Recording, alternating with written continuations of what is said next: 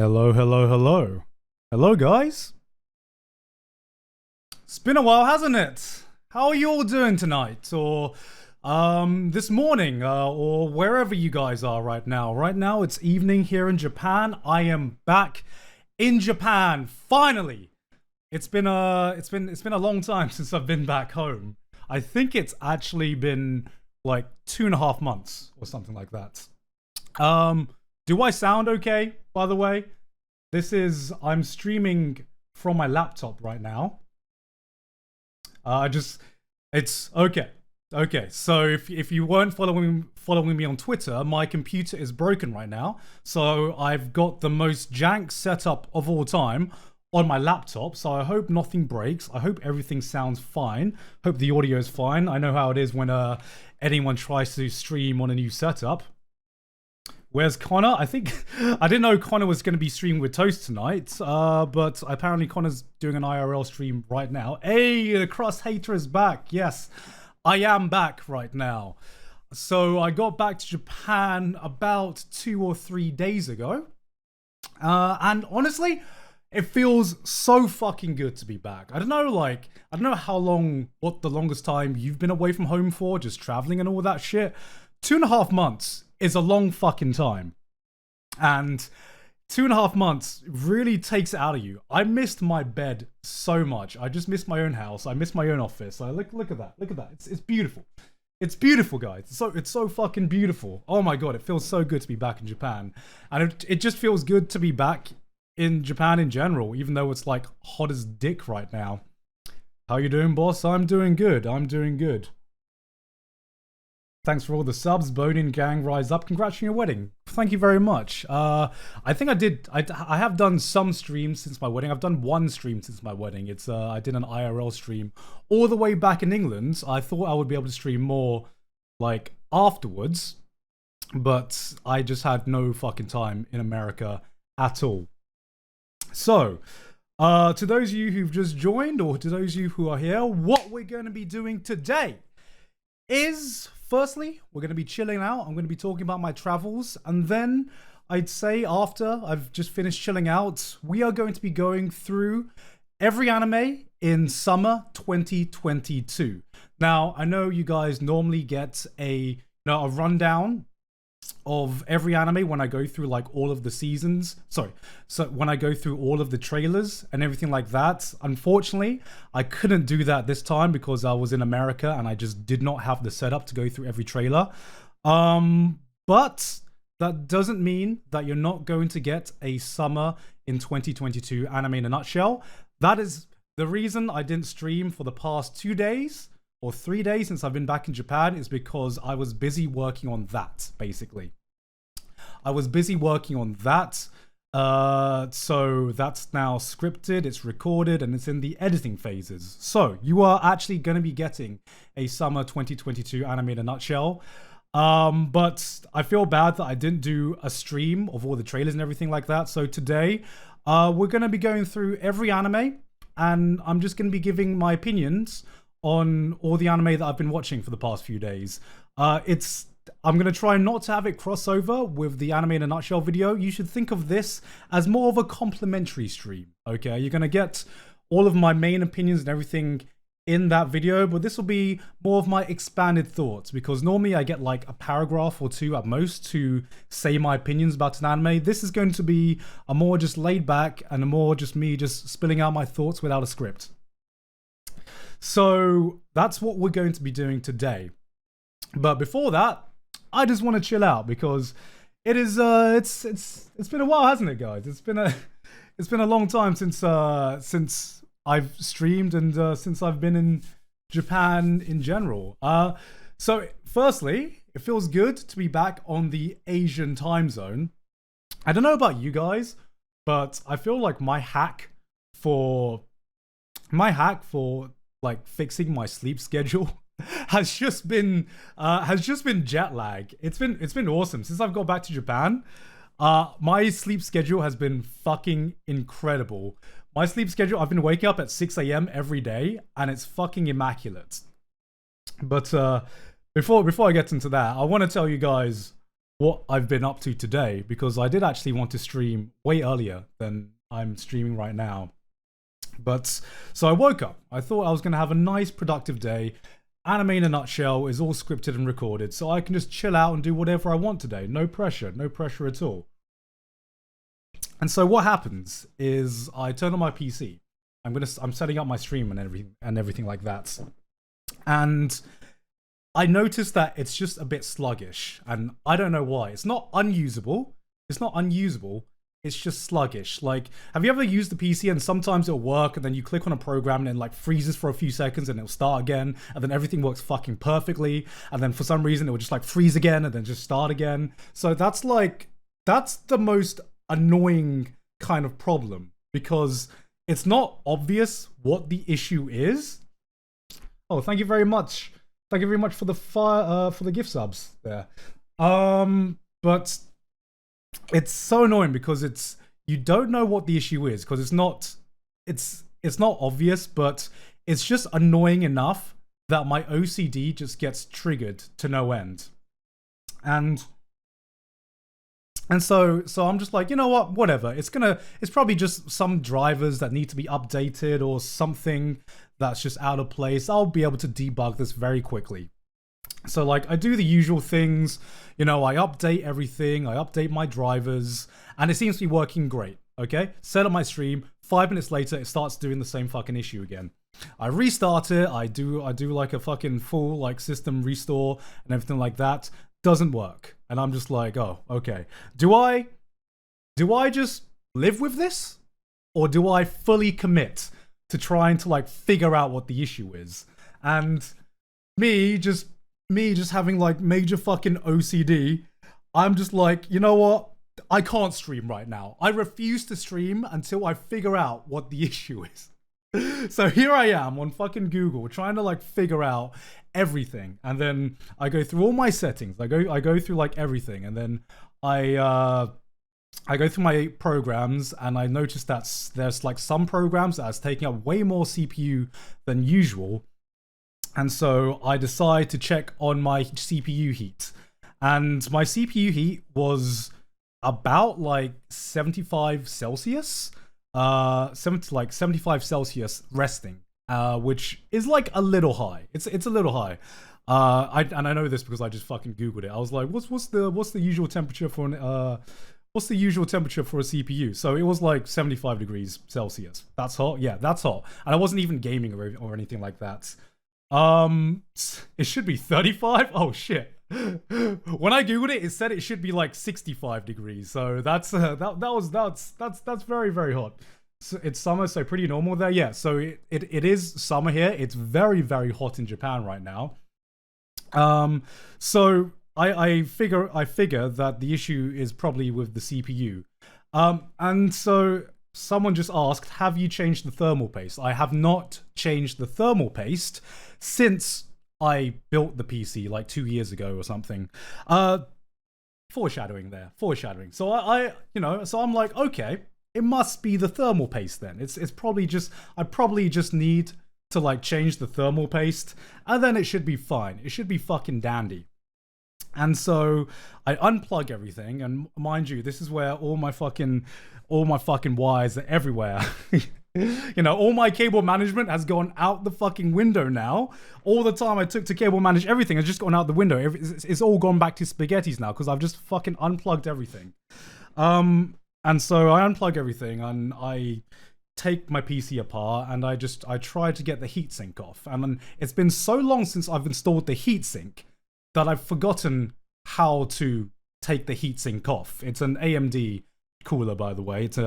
I believe I have Ryzen 9. That's my processor. And so I fucking YouTube some YouTube tutorials. Fucking Linus Tech Tips. Come on, Linus, tell me how to safely unplug this heatsink so I can respread the thermal paste. And so I think I follow the right instructions, but for some reason it's just the heatsink just isn't budging at all. It's just not fucking budging. And so I thought that maybe there was it was still latched on or something. I didn't know what the issue was. Maybe it was a type where I needed to unscrew it. So I tried to do this really, really carefully. I'm like watching multiple YouTube videos to make sure that I'm doing it the right way, right? And every tutorial I see, all you need to do is unlatch it and it will just like free up. So I'm like, why is this not unlatching? Why? Like because it's pretty tight, so I can't see the latches too clearly, but I think it's unlatched, right? And so one YouTube video that I saw just says, oh, it might, you know, you might need to like wiggle it around a bit and then like pull it up. So what I end up doing is I'm like, okay, that sounds like a good idea. Maybe it's just like the thermal paste is just a bit dry and I need to wiggle it around a bit and then yank it out. And so I follow this YouTube tutorial and I'm like, okay, I'm like 90% sure it is unlatched right now. I am sure that I do not need to unscrew the bracket. That's not how you remove this heatsink. So I'm like trying to twist this like heatsink off the CPU and then yank it out at the same time. I did not know that the fucking thermal paste is now cement, okay? So where the fuck is it? So what I end up doing is I twist it a bit. I think, oh, okay, it must be loose now. Yank it out, and the thermal paste is so dry that it literally yanks out my CPU along with the heatsink, and it bent some pins along the way. So I'm just like, oh my fucking god. I can't actually believe this has happened. Like, I woke up and I thought I was going to have a nice day. I thought this was going to be a nice, easy, productive day. And I just like, I just refused. I refused just to let, you know, some tiny glitches in my computer, just like I refused to just like go on about with my day. I needed to debug everything, and somehow in the process of debugging everything, this was after about like 3-4 hours of like trying to figure out what was going on. After about 3-4 hours, I just fucking ended up just fucking up my entire PC. So I've needed to buy a new processor now. This is my processor, which is still currently stuck on to my heatsink. It is like even after this, okay. Even like I think my PC was just ripped no matter what I was going to try, because there was no way for me. There was no way for me to remove this thermal paste. This is fucking cement right now. I thought to myself, maybe I can like free the CPU up and try to like bend the pins back into shape, and like I've tried everything, okay? I've tried the alcohol along with like blow drying this CPU up to like heat up the thermal paste, so maybe it'll make it a bit more viscous. I've tried to get dental floss and just like as I'm like heating up, trying to like floss my way through. No, this is fucking concrete, okay? This CPU is stuck on to this heatsink. There is no fucking way I'm getting this off at all. So moral of the story is, replace your thermal paste every now and again. Otherwise, you can literally build the Great Pyramid of Giza using this concrete right here, okay? So that's how my day went. And fucking it's a rice. But have you tried rice? What do you mean, have I tried rice? What's that meant to do? It's rice. It does nothing. But yeah, check your CPU temperature. If it seems high, then replace your thermal paste. Put it in the microwave. Yeah, what could possibly go wrong, right? What could possibly go wrong? Yeah, like I don't know. Does every thermal paste get this hard? Because I've had like crusty thermal paste before. Like I've had like crusty, flaky thermal paste that I've had to replace before. I've never had it be like fucking elephant super glue before. Try prying it with a knife. Yeah, I have tried prying it off with like a razor blade. It is not coming off at all. It is absolutely not coming off.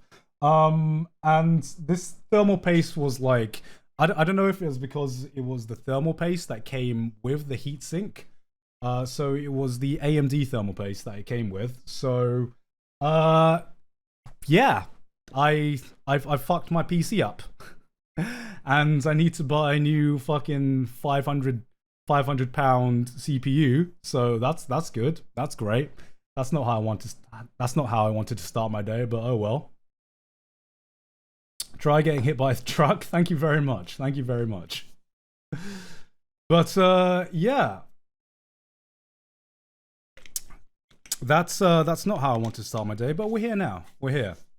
So anyway, how has your day been today?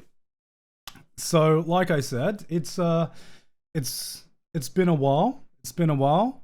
Have you guys missed my content at all? Have you guys well, I suppose you guys haven't missed Trash Taste at all, because luckily we've been able to. Oh, thank you, Johannes Joestar, for the 10 gift subs. I know I said that I was going to take a break from making content and taking a break from my main channel and everything. And technically, like, I did take a break. It feels bad, right? Because technically I did take a break. But in reality, I really kind of didn't take a break at all. All I did was took a break from making anime content. But the last 2.5 months have probably been like one of the busiest 2.5 months of my life. Like I seriously did not have a free day for about almost for those entire 2.5 months, because what happened was I flew to England to get preparations done for my wedding. Then I flew back to Japan and I worked every day filming Trash Taste episodes, and that was the last time I streamed in Japan as well. Then I flew back to England, did more wedding prep, and then I had MCM, and then immediately after MCM had my wedding, and then immediately after my wedding I flew to LA, filmed 8 or 9 episodes of Trash Taste. I think Connor has also. I've read that Connor has also spoiled something else that we did in America. Can anyone confirm that or not? Well, I guess it's not that much of a spoiler. We filmed another special in America. I'm not going to say what we did, but we filmed another special in America. I've read that Connor has already spoiled that anyway. It was Lud. No, that wasn't a spoiler. Okay, we've got like we had I think like 8 guests on in a row. We're not going to spoil everyone. I mean, we've already had like Lady Pichu and Michael Reeves, and Ludwig has also spoiled the fact that he's coming on. That shouldn't have been too much of a surprise, but we filmed basically back-to-back guest episodes almost every day when we were in America. Along with filming another special. And then after doing that, we immediately had Anime Expo, which was so much fun. But so fucking tiring. Oh my god. Is there any... I don't suppose there's any Americans that are watching this stream right now. Was anyone at Anime Expo? Because... Joe Rogan on Trash Taste. No, Joe Rogan wasn't at Trash Taste. Because Anime Expo, I don't know how it was for an attendee, but I thought that Anime Expo before COVID was fucking insane. Anime Expo post-COVID was even more insane. I don't know how that con still functions. There are so many people at Anime Expo now. Like, there was so many people that I heard that in the artist alley, the CO2 levels were getting dangerously high because there were so many people there. American Hair, you and Sid signed my bag. Oh, thanks. Oh, I'm glad that we did. They oversold tickets. Yeah, I don't know how they keep doing this, because I swear to God, it it's sold out this year, and I've never seen AX sell out. So I was thinking, what the hell did they cap the ticket at? And it was insane. I unfortunately didn't really get to walk on the floor because this year kind of like a different year for us here at Trash Taste. We had security this year at AX, which we learned after the incident at MCM that we needed security this year, and that was a very, very different experience. Is that the Giguk? Yes, that is the Giguk. It feels weird talking about AX because it feels like so fucking long ago now. Like I don't know how much you guys have kept up with everything that we've been doing. But yeah, AX seems like a millennia ago now, because after AX, I know like after AX, the boys went to Florida, and I unfortunately didn't go to Florida because I was busy having my second wedding ceremony, I guess. But that wasn't really a wedding ceremony. It was more just a small little gathering, small little party for Sid's family over in America, just so everyone who couldn't make our British wedding could give their blessings. And then after that, we flew all the way to Australia. And honestly, how many Australians are in chat? How many Australians are in chat right now? Raise your hands up. There should be quite a few now because we're in Australian time zones now. Hell yeah, hell yeah. I fucking love the hell out of Australia. Man, you guys have got a good fucking country. Honestly, I haven't enjoyed a country that much in a long fucking time. Like, I'd be so down to going back to Australia. Surprise, surprise, I really enjoyed Sydney. No, Sydney wasn't... Sydney... I love being in Sydney. Sydney was awesome. And it was just so nice because part of the reason I think I enjoyed Sydney so much was that our first experience flying into Sydney, it was such a big dichotomy from Sydney Airport to LAX Airport. And I know LAX Airport and just like California and LA in general is a different beast to like all of America, but it was so nice just like, because flying through LAX is one of the most stressful experiences I've ever had in an airport. And just the dichotomy of that to landing in Sydney and everything is just stress-free. Everyone's friendly. Everyone seems happy. I don't know. It just immediately gave me good vibes. And obviously I was with Sydney in Sydney, so that was pretty hype, you know. But yeah, like going in Sydney, to me, it kind of felt like it was London, but just upgraded, you know? Like being in Sydney, it very much felt like I was back in the UK. Like the culture was very similar. The vibes were very similar. But then you had shit going on. Like you just had different wildlife that was just way more exciting.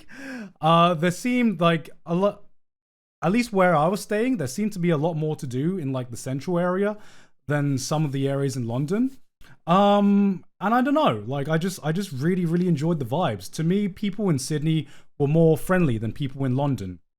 But I don't know, that might be just bias from me because I did live in London for like 2.5 years. So, you know, I did get, you know, living in London for that long, it did like wear me down. I don't know, maybe people in Sydney would be exactly the same if I lived there for longer. But I don't know, it just seemed like people in Australia were kind of like people in the UK, but just chiller. I don't know. Like, I think the biggest factor that differentiated Australians to people in the UK was I was in one of the hotels and I was just in a lift. I went in and some Australians just asked me how my day was going. And me being a Brit, like me being a full-on Brit, I just panicked and I just said, yeah, it's going good. And then I put my head down. And then, yeah, I could tell they were like wanting to make conversations, but I'm just like, don't make eye contact. And then as the lift was going down, the door opens and some more Aussies come in. And And the Aussies that were in the lift with me greeted the other Aussies and asked how their day was going. And their day was going great as well. And then they were like, oh yeah, we loved the weather's fucking great right now. They're having a full-on conversation. The other Aussies were talking about, oh yeah, we just fucking checked the pool upstairs. It was fucking great. And then they were having a full-on conversation. And me, a Brit, standing in the middle of this conversation, I was just like, what the fuck is going on? Are these strangers having a real conversation with us? I mean, sorry, are these strangers having a real conversation with each other? We're not just standing awkwardly in silence, looking down on the ground. What's going on right here? What's actually going on? And so,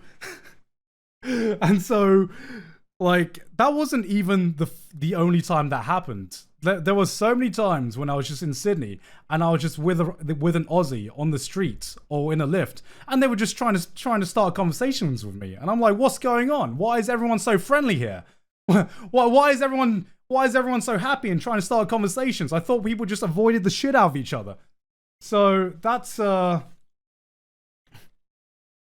Brits would just stand around awkwardly? Yes, that is exactly what Brits do.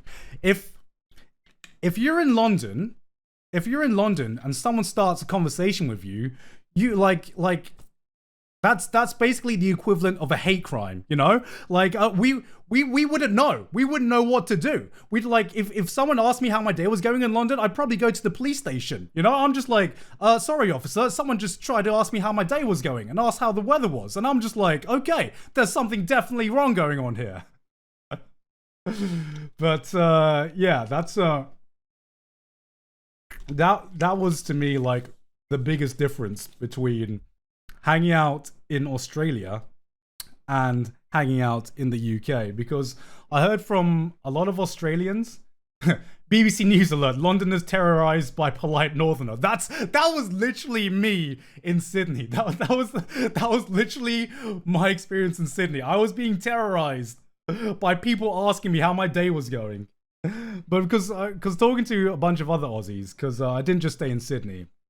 I went up to Melbourne as well. I went up to Melbourne for the day as well, and everyone said, oh, I don't know if this is because there's a proper rivalry going between Sydney and Melbourne, but like everyone in Melbourne said, oh yeah, everyone in Sydney is like stuck up their own asses and they're unfriendly and they're rude. I'm just like, did I go to the same city as you guys are talking about here?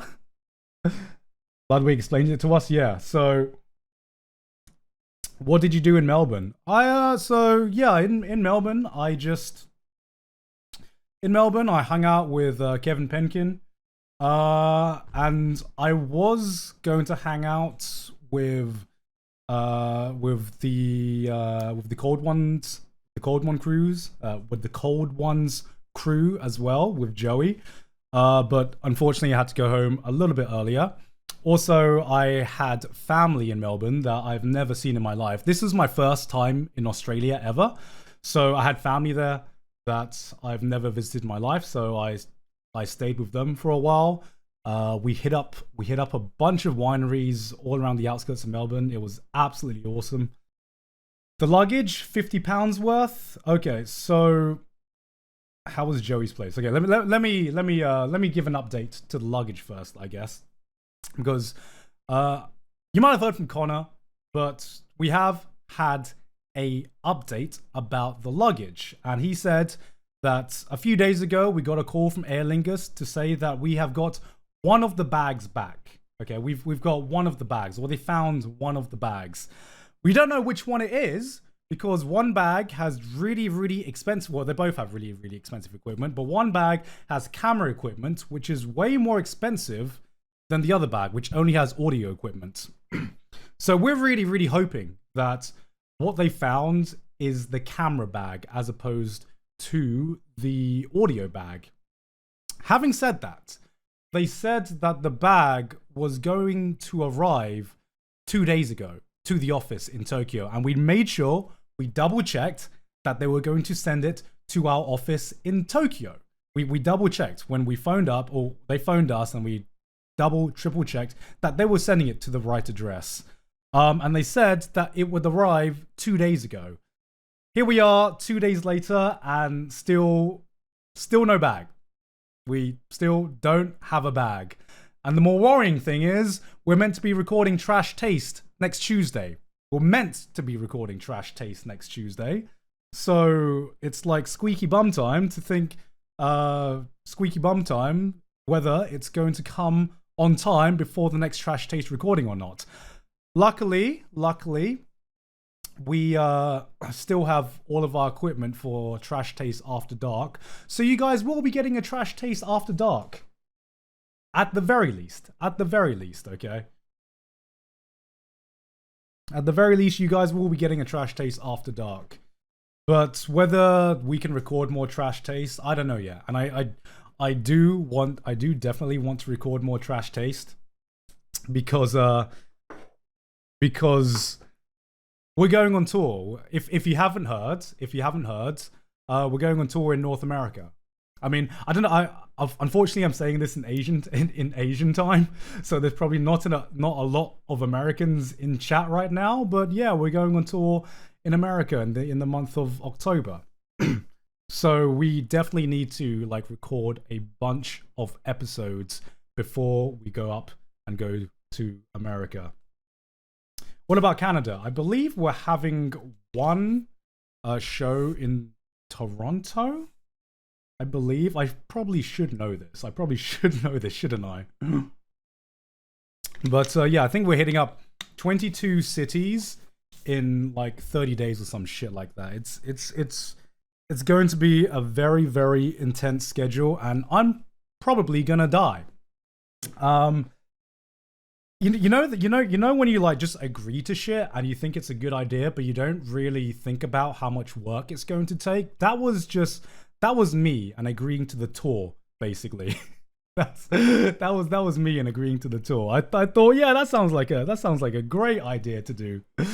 But hopefully I won't die by the end of it. But you know, if you haven't got your tickets yet and you're in America, please do. Tickets have been on sale.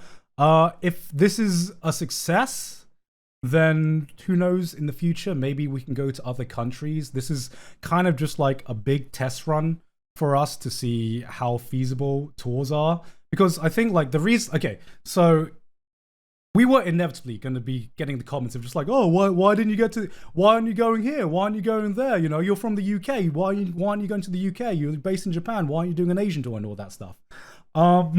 One of the big reasons we chose America was, one, obviously, a lot of our audience is there. And number two, visas are a fucking nightmare. Okay? Visas take a long time to do and process. And if we're going to tour somewhere like Europe or Asia, that is going to take so much fucking time to sort out the visas. So the reason because of that is because even though in a lot of countries I can get into the country with my British passport, since we're doing a tour, we're working. We are making money. So we need a different kind of visa for every country that we go to. We're going to need a business visa for every country that we visit. And so that takes a lot of time and a lot of energy and a lot of money. Pre-recorded, not pre-recorded. Sorry, just had to say that. So the reason we chose North America is because it's a fucking massive country. A lot of our audience is there, and it's basically only going to take one visa that we needed to sort out. So it's kind of like, you know, it's if this is good, this is successful, maybe we'll look into touring more places, not making any promises, so because I don't know how it's going to be after we finish this tour, but that's the reason we are only touring North America. If you guys are wondering, it's not that we hate the rest of the world. Trust me, guys. It's not that we hate the rest of the world.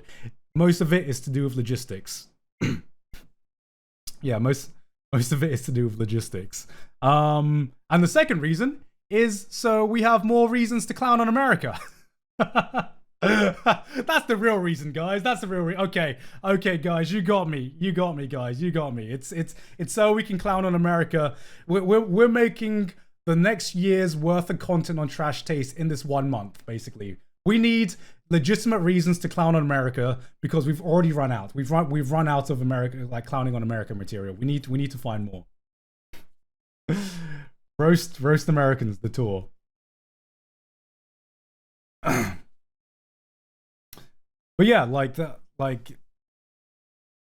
if you're feeling like me, if you're worried about missing out though, we will probably record one of the shows at least. There's going to be some recording on our end that we can share eventually once everything is sorted. You know, right now I'm more focused on making sure the tour goes right beyond anything else. But yeah, I really hope I really hope that goes down well. Spoilers for the show. I'm not gonna spoil anything just yet. Partly because we are still putting the final stages or putting the final touches about what we actually want to do on stage and on the tour. But the basic premise of the tour is that we want to bring the Trash Taste experience to you live on stage. We want to bring everything that we're most well known for on Trash Taste and not just Trash Taste, but After Dark as well. And we want to bring that into a live setting where the audience can actually participate and you don't just have to shout at a screen and be fucking enamored by our shitty food takes or our awful performance on whatever quiz we're doing at the time. So that's the basic premise about what we wanted to do. PewDiePie collaboration is going to be awesome. I know it. Yeah, sure. That's when we can start recording episodes again, and hopefully he still wants to come on, even though we've had so many guests on. We've had so many guests on Trash Taste recently. Like, okay, so I've always been curious, right? I've always been curious because every time we do a guest episode, we have comments of being like, oh, I miss it when it's just like the three boys and everything like that. But when we have like a huge stint of just like the three of us talking, everyone's just like, oh, when's the next guest coming on? When's the next guest coming on? Do you guys get bored of guest episodes, or do you guys much prefer the three of us talking? Like, I don't know, because like every time we do something new, the comments are like all over the place.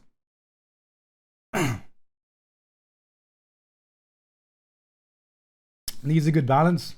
Yeah, that's what I thought. Like, because unfortunately, we would have liked to space out the guest episodes more than we have done in the past few months. But unfortunately, because of COVID, it's kind of like London buses. We waited for ages to get a guest episode. Then suddenly we have like 10 guest episodes in a row or some shit like that.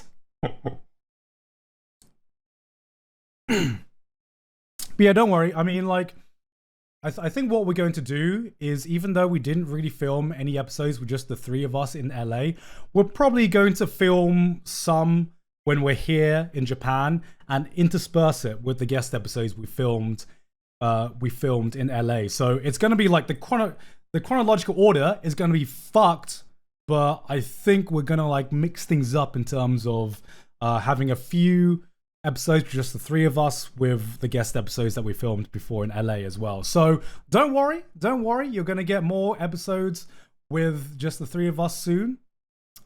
As long as Aer Lingus sends us our fucking equipment, that'll be nice. Not the timeline again. This is gonna be real. This is gonna be real interesting to see what the watch order is gonna be for this one. How was the weather in Australia? The weather in Australia was actually really fucking good.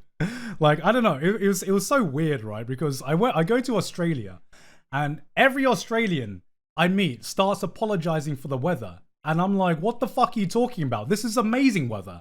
This is like Australian winters are British summers, basically. Every Australian was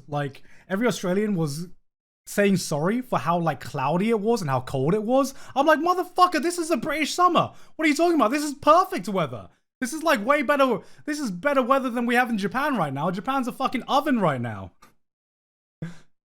Compared to British, any weather is great weather. I know. Malin said the bags arrived. Oh shit! Let's go! Let's go, baby! Let's go! Oh shit! Oh shit! Is that true? Where did she say? Where did she say that they arrived? Let me see. Let's see. Did she say they arrived on Twitter? Twitter?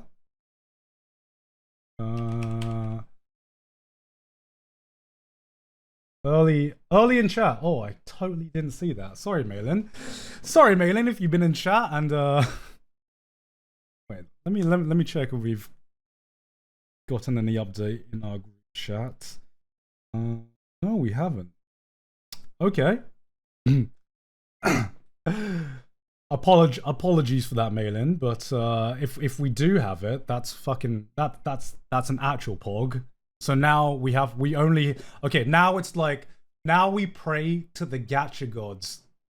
Now we pray to the gacha gods that it's actually the camera bag. It is actually the camera bag. I'm fucking praying to the gacha gods.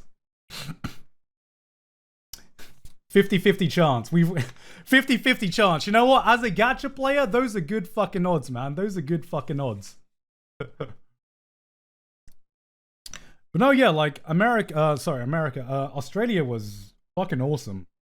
Because it kind of like the stars aligned when we were in Australia because we were there for SmashCon, which okay, let's firstly let's talk about SmashCon. I'm gonna big up SmashCon. Like SmashCon was probably the best organized convention I've been to behind the scenes. Like this isn't dissing any other con I've been to. This is more bigging up SmashCon for just like being on it in like every single avenue. Oh, someone called me. Is that Malin? Malin called me. I know who this is.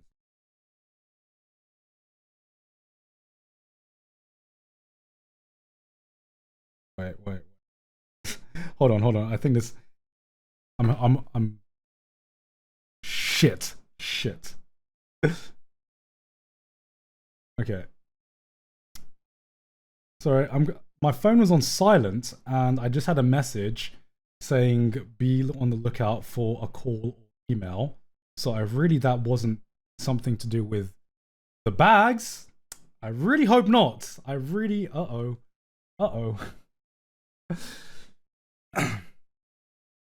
Watch Ludwig's Aussie summary stream. Gant was there for sure. Yeah, so yeah, I was there. I hung out with Ludwig and the boys from the yard a bunch of times. They're all fucking cool. The only one who I didn't get to hang out with was Slime because unfortunately he didn't go out. But yeah, we were at SmashCon, which again, absolutely amazing convention. Would love to go back there again. But the boys from the yard, so Ludwig and all the boys from the podcast, were also there for a Smash event, which wasn't Smash the convention. It was Super Smash Bros. There was a Smash Bros tournament or something going on in Australia. Is there a Ludwig Trash Taste episode? Yes, he has already spoiled the fact that there is a Ludwig Trash Taste episode. How was Mario Kart? I unfortunately was not there for the Mario Kart event because I'd already flown back to Wisconsin to stay with Sydney's family. But can you elaborate on what happened at MCM? I will do that in just a bit. But yeah, going back, we hung out with Ludwig and we hung out with some of the Aussie YouTubers that were there as well. So hung out with I Did a Thing. And also hung out with the Cold Ones lads as well. And oh my fucking god, it is so hanging out with those two is an actual. Sorry, hold on. I have someone at the door. Hold on. I'll be right back, guys. Alright guys, I'm back. Yeah, sorry, I just got a delivery. That wasn't the Aer Lingus stuff, unfortunately, but I just got some Amazon deliveries. But yeah, where was I? What was I talking about? Fuck. Lost my train of thought. What was I talking about? I was Sorcon gun. Ha ha ha. I'm not gonna fall for that one. Chad and Max, that was it. That was it. Yeah, so like hanging out with Chad and Max is like it is an absolute fucking journey hanging out with them, because if you think that you're going to get out alive without completely ruining your liver, you are completely mistaken. And oh, please.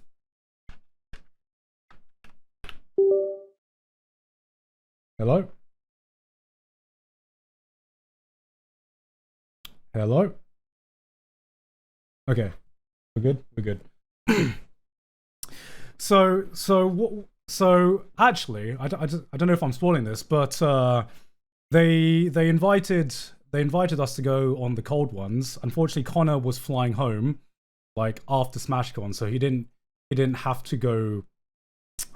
He didn't have time to go on cold ones, but Joey was invited to go on the cold ones, and Chad invited me when we were out as well, and I was just like, I remember thinking to myself, huh, I kind of want to like save my liver now. So Connor's been on the yard. I've been on offline TV podcasts, so I feel like it's Joey's turn to go on cold ones, right? Because apparently, oh no, I shouldn't spoil anything else. Fuck.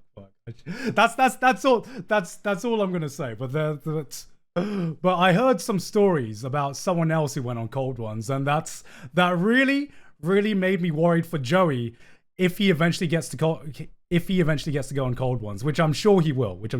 And you know what? I would be more up for it if I hadn't been drinking almost every day for like 2 months, because for these past like 2 months with traveling and everything, I've hung out with someone new almost every fucking day, right? Almost every day. And because you hang out with someone new almost every day, you have like you socialize over like a pint or something like that, even if you're not drinking heavily. And like my liver was absolutely dead, and having cold ones at the end of my trip after 2 years of after 2 months of traveling would be like fighting the final boss when your HP is at 2 or something like that. You know, it's it's like there was no way I would have got out of cold ones alive if I'd gone at the end of the trip and everything like that. But unfortunately, that didn't happen because Max unfortunately got ill after we hung out. After we hung out in Sydney, I'm not sure what happened. I know Joey went on tang with Chad afterwards, but unfortunately I wasn't available back then. But yeah, probably when we're back in not back in Japan, probably when we're back in Australia, there's something's gonna happen. Probably with Joey. Joey's gonna take one for the team, right? Joey's gonna take one for the team. But I remember the night that we all hung out in Sydney. We all got at the end of the night, we all got like very, very drunk, and we ended up at a bar somewhere in Sydney. It was like a pizza bar or something in the middle of Sydney, at like 2 a.m. or something like that. And I don't know if Joey has already said this story. Frankie's? Yeah, Frankie's. That's the one. Hold on. Sorry, Maylin just messaged.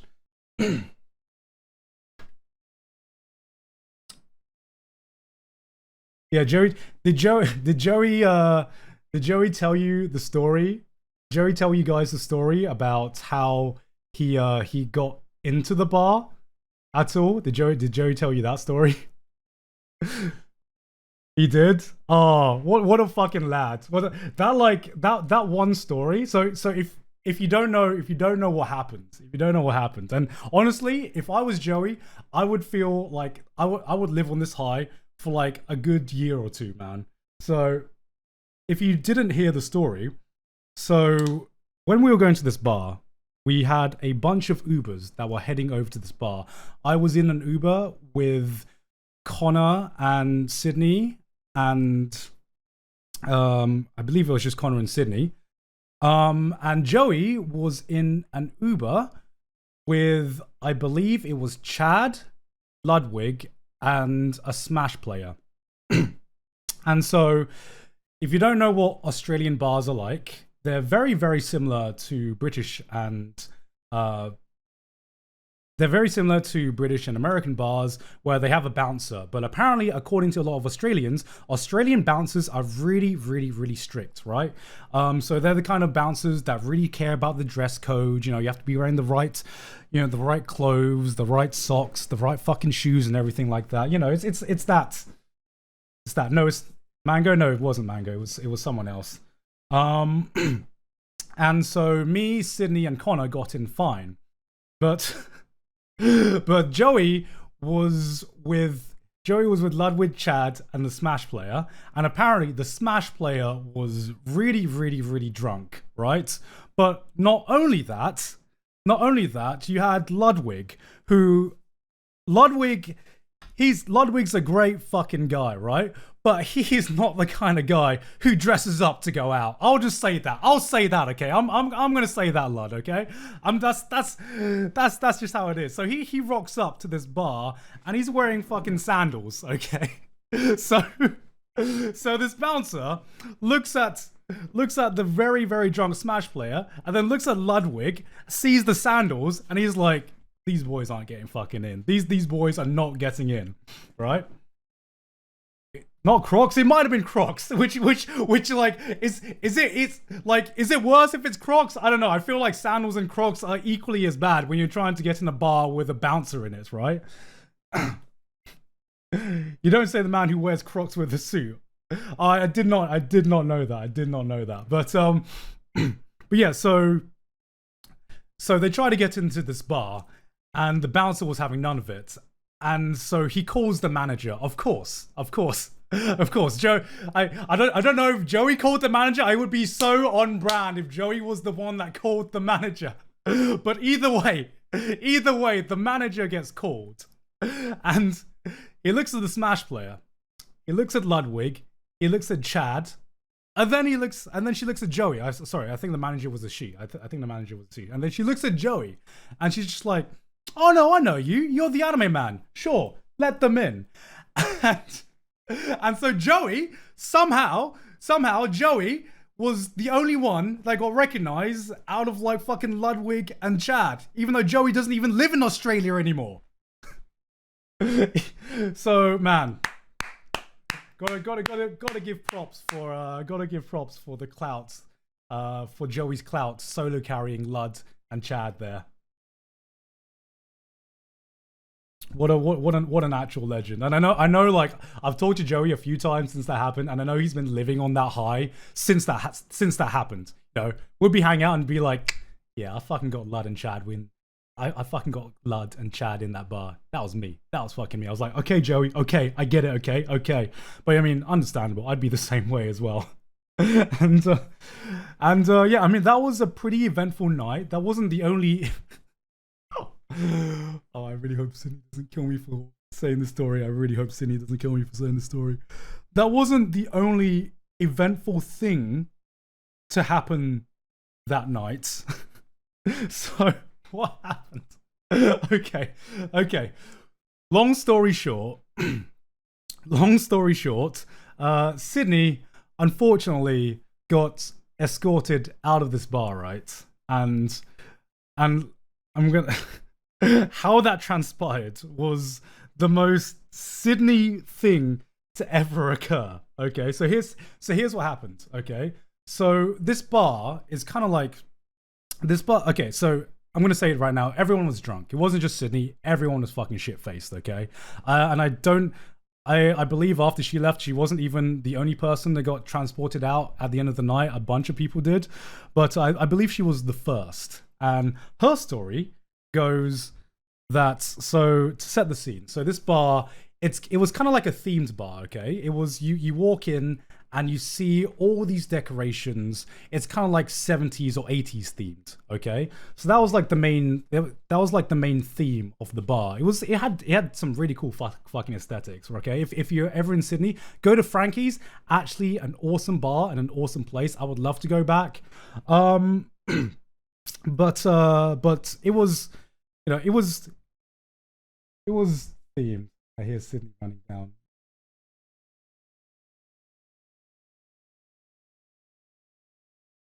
Hold on, chat. Hold on.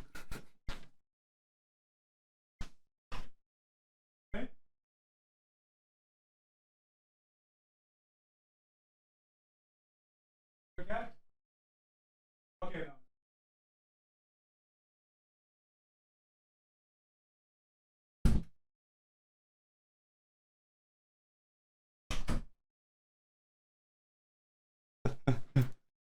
All right, he didn't hear me. She didn't hear me. No snitches. Nah, this is. I don't snitch unless it's my own wife. That's it. So this bar was like 70s themed, and like Sydney for some reason was just like fucking enamored with this bar. She's just like, oh my god, this bar's so cool. I fucking love the aesthetics and everything like that. I fucking love the vibes, love the aesthetics, everything like that. So in her drunken state, she wanted to make a joke to the barmaid because there was a barmaid there. And Sid being Sid, she wanted to crack a joke and just, vibe and connect with the barmaid. So in her mind, this is what she wanted to say. She wanted to go up to the barmaid and go, and she wanted to go up to the barman and go, oh my god, what year is it? And in her mind, the barmaid would have reacted, oh, you're so funny. Look at you cracking jokes like that. But what happened is Sydney went up to the barmaid and she just goes, what year is it? And so the barmaid obviously thinks that Sydney is like drunk out of her mind, and she calls someone to check on her, and Sydney didn't like take to that well. She was just like, I was just making a joke. I don't understand. And so because of this joke she wanted to make in her mind, she ended up just like scaring everyone, and unfortunately got escorted out afterwards. That's an Omega lol moment. But yeah, that was.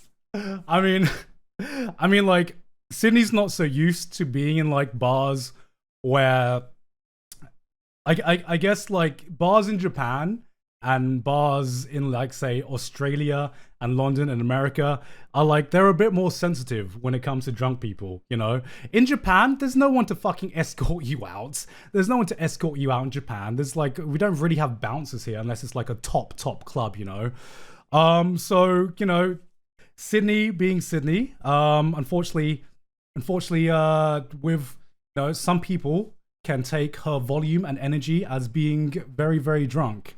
And I don't think she's acclimated to the bar climate in other countries outside of Japan, basically. Yeah, Aussie has a strict RSA policy. I don't know what an RSA policy is, but I'm going to assume that it's to do with being drunk in a public place. So yeah, F for Sydney. But at least we got a funny story out of it. Responsible services of alcohol. Oh, okay. I suppose like is it like more strict than England? to be honest, I would have kicked her out for the joke. Okay, you can't kick someone out. I guess she did just get kicked out for saying a very bad joke, didn't she? Oh my god. But yeah, that was some of my experience in Australia. I'm sure I'm going to remember a lot more stuff that happened when I like record it on Trash Taste and everything like that as well. But what was I saying before? Oh yeah. So some guy before asked about expanding on the MCM incident, and Connor's talked about it, Joey's talked about it, so I guess I'll give my perspective and my angle about what happened at the MCM incident. Let me have a quick drink first. You were so level-headed? I was that, I guess I don't know because like that's like, so if you're like completely out the loop in MCM we were having a panel on stage, and then some guy just came up and sat next to us on stage and just would refuse to leave. He just refused to leave at all, and there wasn't any security, which was the incident that really taught us that we needed security. But at that time, we kind of just didn't have any security with us. So, and there was no security that came. And luckily, he left after about like 2 or 3 minutes of like trying to get the mic or whatever. So here's what I saw. So I believe someone asked a question about anime sequels. And I've done panels before. You know, I've had some characters in the audience try to like chime in and everything like that. So someone asked the question, we answered the question, and someone like starts shouting off in the background. I'm like, okay, that's just normal. Just got to ignore that. But then he just like kept on shouting, right? And then I just thought, you know what? If I just don't give the guy any attention, then he's probably just gonna go away or something like that. You know, he's probably just gonna shut up. But then halfway through us answering the question or something, I see him starting to walk up. Like I see him in the distance walking up, and immediately I'm just like, uh-oh, trouble. But surely there's got to be security somewhere. I was just waiting for like someone to just step up and stop his path. And then I notice that no one's stopping him. And so he walks up, and then he comes on stage and sits next to Joey. And it's at this point that I think like all three of us went into like fight or flight. Okay, that's a moment where you saw like how we would act in an emergency situation, I guess. I don't know, like, because that was so unplanned and none of us had ever dealt with something like this before. So he just sat next to Joey, and then he tries to grab the microphone out of Joey's hand, right? And Joey's just like, no. He just like, Joey's just no. I don't know if you can see that in the clip, but he actually tries to grab the mic out of Joey's hand. And you guys can't hear this in the clip, but what he starts like talking, like he's part of the podcast or something like that. He starts talking to us, right? Luckily, it's not going into the mic, so he's not getting anything out of it, but he starts talking to us. But he's not even making any sense. What he's talking about is something completely different to whatever the hell we were talking about before, right? I think he starts talking about a fucking basketball match or something like that. And at that moment, like, you can see the three of us try to deal with it in our own ways, right? So Joey, I think he casually Joey's like looking around, and he casually like tries to like just like edge him off to be like, you know, this is, you know, you gotta go. Connor tries to cringe his way out of it by making the guy feel really, really awkward and embarrassed. And I go into disappointed parent mode, and I just go, mate, this isn't the place, mate. This isn't the place. And and I don't know why I went into like disappointed parent mode, because I was ready, like, if he didn't leave after a few minutes, I was like ready to escalate. I was because that was me trying to subtly say fuck off, right?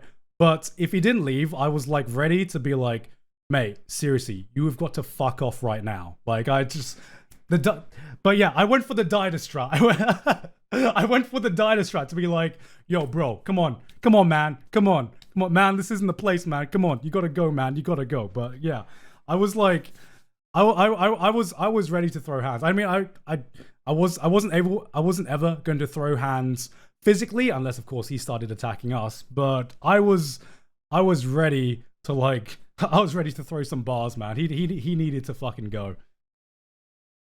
Go on with the Chad dad energy. I guess this is why within the boys I'm like, I guess this is why I'm like the big brother, because in moments like that, I just go into like fucking big brother mode and be like, no, come on, this isn't the place, come on.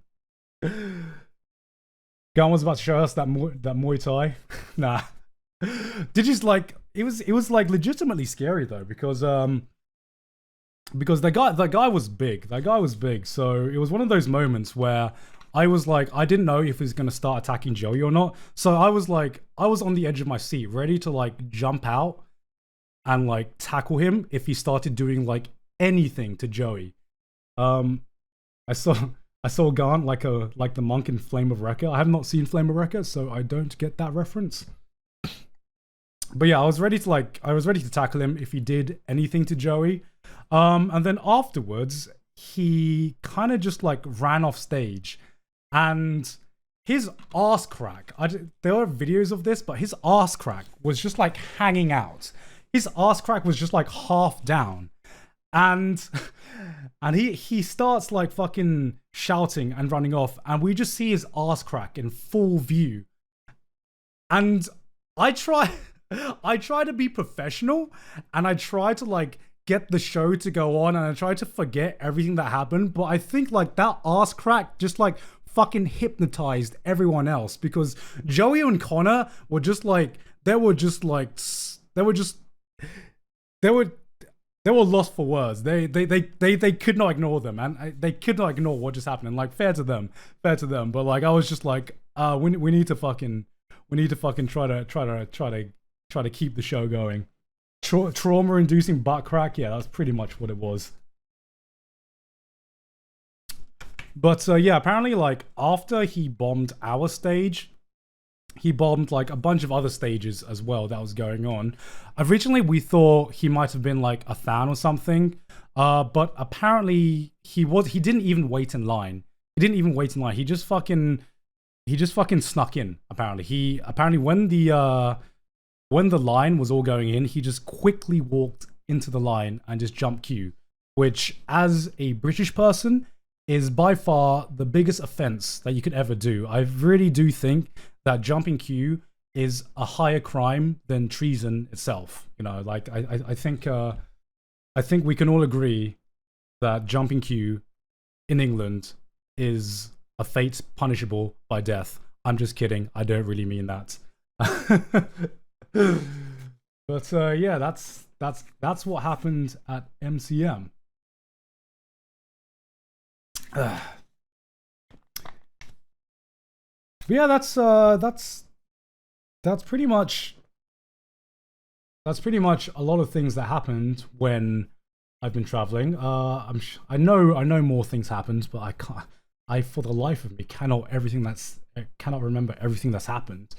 I forget that, you know, I also got fucking married in the time that that I've been away. Was he charged? I believe he was charged. He was caught afterwards and charged for disorderly conduct or something like that. I can't remember the exact thing. Do the ugly slip. All right. Joey's place. Oh, okay. Let's talk about Joey's place. There you go. That's that's a screenshot for the Reddit. There you go. I'm so glad when we had Michael Reeves on, there was a screenshot of him doing almost the exact same sip of me. I'm not alone. There are dozens of us, I say. That wasn't even sideways. But yeah, like what else was I saying? Joey's house. So we were at Joey's house as well. And apparently we went through like 15 bottles of wine or some shit like that. There was a lot of wine that we went through that night. That was probably like one of the most drunk that I got when traveling. And yeah, it was, I don't know what to say. It was just a great fucking time. Joey's Joey's dad is the most Australian dad I've ever met in my life. He was such an absolute lad. He completely he completely lived up to everything that Joey has said about him before, honestly. Absolute giga Chad. Like I remember he was getting he was he was getting competitive with Joey and Joey's mum and Joey's sister because they've all done videos with Joey before. But he was like, "Oh yeah, my video's got like a fucking million views," and and I think like his mum or his sister comes over and was just like, "Well, you know, mine's got like 1.8 million or something," and I could tell he was just like, "Fuck, Joey, we got to do another fucking video right now. I cannot be on the losing end of this." But yeah, we like halfway through the night, he just got so fucking drunk that he just kept apologizing. He would be telling like a story and then mid-sentence, and then like mid-sentence he'd be like, "Oh, I'm sorry, I'm kind of fucked right now, mate." And yeah, it's really wholesome dad. Really, just it was just a good night, and we played and Joey's mum is somehow the secret champion of Wii Sports Bowling. I don't know what it is about that family and Wii Sports, but they're all fucking cracked on pretty much every game on Wii Sports. Joey's mum had this really weird technique where her ball would go like 0.1 miles an hour. It would like crawl to these pins, right? But every time, somehow, she would get a fucking strike. She would get a strike every single time. And she absolutely trashed all of us. And I afterwards, I was like, no, come on, let's play another game. So I challenged Joey to Wii Sports Tennis, and he absolutely kicked my ass. I don't think I've ever been fucked that hard ever. Like he absolutely destroyed me in Wii Sports. I got fucked so bad it probably should have gone up in Pornhub or some shit like that. Like that's how bad he beat me at Wii Sports Tennis. But can you beat Matt at boxing? I don't know. I gave up after playing Wii Sports Tennis because I'm just like, nah, nah, this family's too cracked at Wii Sports. But can she beat Goku? She is probably the only person that could beat Goku ever at Wii Sports Bowling, obviously. But yeah, I don't know. I just wasn't a Wii Sports family, unfortunately, and kind of just sucked at Wii Sports. But yeah, that was some of my stories abroad. I'm sure as I stream more, I'm going to remember more stuff that happened while I was abroad. But I'm probably going to stop it at there right now because we've almost been streaming for an hour and a half, and I want to go to the next thing we're going to be doing today, because I did promise at the beginning of the day that I would be going through all of the summer 2022 anime, because I did not give you guys a summer 2022 anime stream where we go through all the trailers. So instead, what I'm going to do is I'm just going to do just a basic tier list of every show that's airing right now. I don't know if you guys have been following this season or not, but this will be my chance to basically talk about everything that's aired to see if you've missed anything. Now, I said this earlier, but I will be releasing a summer 2022 anime in a nutshell. Do not worry about that. That is coming out. It's going to be coming out very soon. But as you know, you've seen that video before. I don't normally get to talk about a lot of shows in as much depth as I do in other videos. That's normally like a paragraph at most. So this is going to be a supplement to that video. But first, I'm going to the toilet. So I will be right back. But when I'm back, we're going to be doing summer 2022 anime. Be right back. All right, I am back. How long does Garn take? How long does Garn take for a shit again? Too long, okay? But luckily I didn't take a shit. I just pissed. It's all good. So yeah. What we're gonna be doing is I found just a simple, I have to set this up.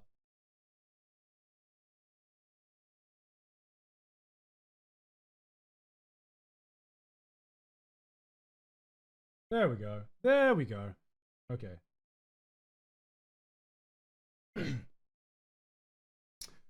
So we're gonna keep this pretty simple. Is there a way to get this tier list into dark mode? I completely forgot this tier list is dark mode.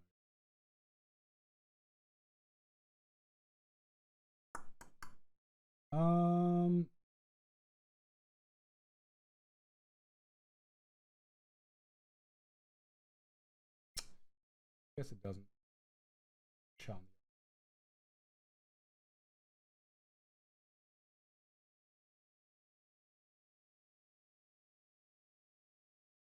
There we go. You guys can see me clearly now. Close the mic. Oh, sorry. I need to turn my mic up. There we go. Can you guys hear me okay now?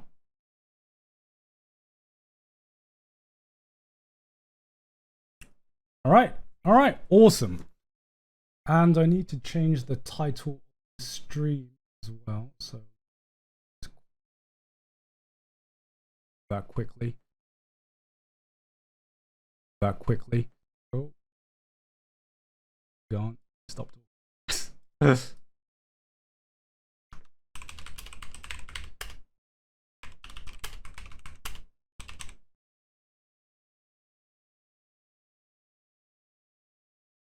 All right, there we go.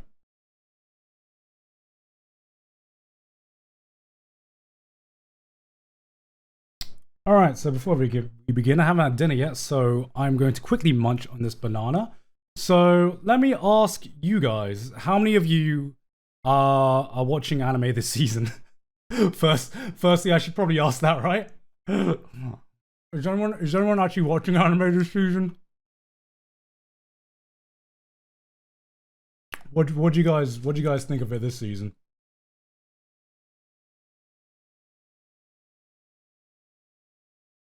So, because I've been traveling, or because I was traveling, I didn't get to start watching this season as early as I wanted to, but I have watched pretty much every episode that's aired. So I have watched pretty much every show that has aired this season.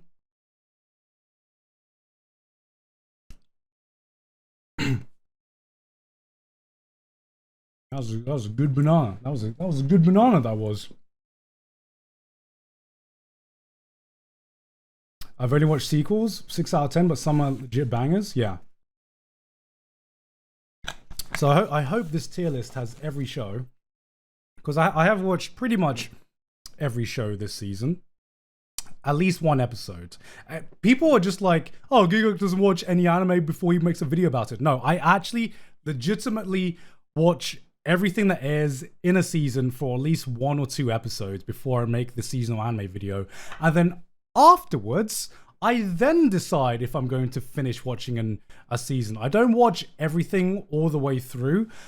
Some shows I watch for like 3 episodes, some I watch for like 6, and then some I finish. And then normally it's the ones that I finish that I end up including in my end of year review.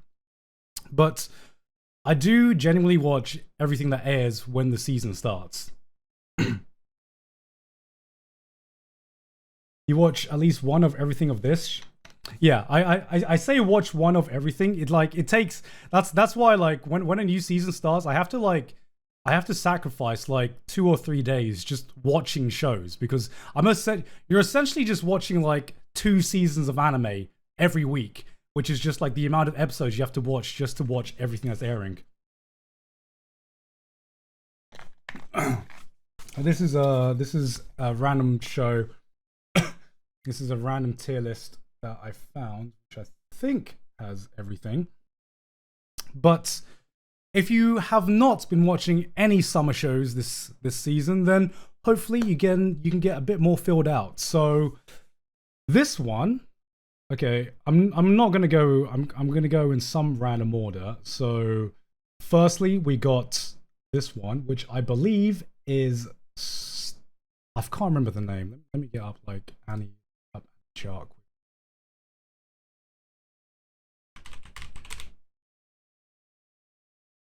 There we go. This one was the Strike Witches sequel, if I remember correctly. Fuck is it? Luminous Witches. Luminous Witches. That's it. That's what this one's called. So first we're starting off with Luminous Witches, which I believe is a spin-off to Strike Witches. I don't really have too much to say about this, aside from the fact that I can't believe that Strike Witches has returned, right? I can't fucking believe they brought back Strike Witches, which, if you didn't know, Strike Witches is a show where you had a bunch of girls and they were basically just airplanes, right? They were basically just airplanes.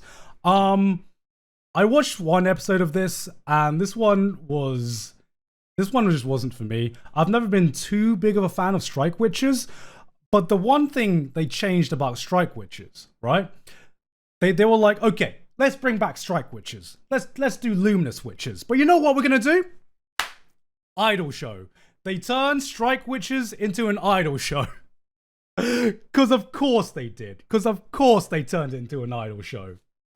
It's I'm gonna put this in C tier. I'm gonna put this in C tier because I saw it, I watched it, and personally, I'm not a big fan of idol shows to begin with. I'm sorry, idol fans. I'm sorry. That's gonna be a reoccurring trend. You're gonna see a lot here. But also, the CG absolutely sucked for this as well. The CG was awful for this. So they didn't even get like good CG for this. So yeah, not much to say about Strike Witches, aside from, you know, if you wanted more Strike Witches, well, hopefully you also like idol shows as well, because they turned it into a goddamn idol show. Okay. Made in Abyss. Of course, this is going to easily be S tier. I think, like, without spoiling what I'm going to say about everything else, I think Made in Abyss is quite easily the best show airing right now. Can we all agree on that? Can we all agree that Made in Abyss is the best show airing right now? I mean, it's hard to talk about sequels because it's kind of like, you know, if you enjoyed the previous seasons, well, you're probably going to enjoy this season as well. I'm not a manga reader. I don't know how many of you guys are manga readers for Made in Abyss, but I've heard that things are only going to get worse from here on out, which I don't know if I'm looking forward to that or not. Yeah, yep, just wait. I don't know if I'm looking forward to that or not, because I don't know how much more children suffering my heart can handle. Okay, like, it's like the previous Made in Abysses has already taken my heart and beaten it to a bloody pulp. I don't know what more you can do with it. I don't know what more you can do with it. But no spoilers in chat, please. No spoilers in chat. We are a spoiler-free chat right here. There are many non-manga readers in chat, me included. Made in Abyss is a good manga. I cannot recommend to anyone. I mean, like, it's weird because Made in Abyss is one of those shows that, like, I don't know if I would obviously recommend Made in Abyss because it's an amazing show. Would I say that I enjoy Made in Abyss? Well, it's kind of like saying, do you enjoy clinical depression? And apparently a lot of people do enjoy clinical depression. But another thing that I love about Made in Abyss is that I'm not really a fan of horror, but I'm like a huge fan of cosmic horror and Lovecraftian horror. And Made in Abyss is one of the few anime that I've seen that just does Lovecraftian horror and just cosmic horror really, really fucking well. You know, aside from maybe like Junji Ito manga and some other manga, it's really hard to find anime that does that well as well. And so it's just such a rarity to find good cosmic horror. So, I mean, honestly, I'll be real. I only watched the first episode of season 2 because this is going to be one of those shows that I'm going to end up marathoning. I watched one episode for the video and that's it.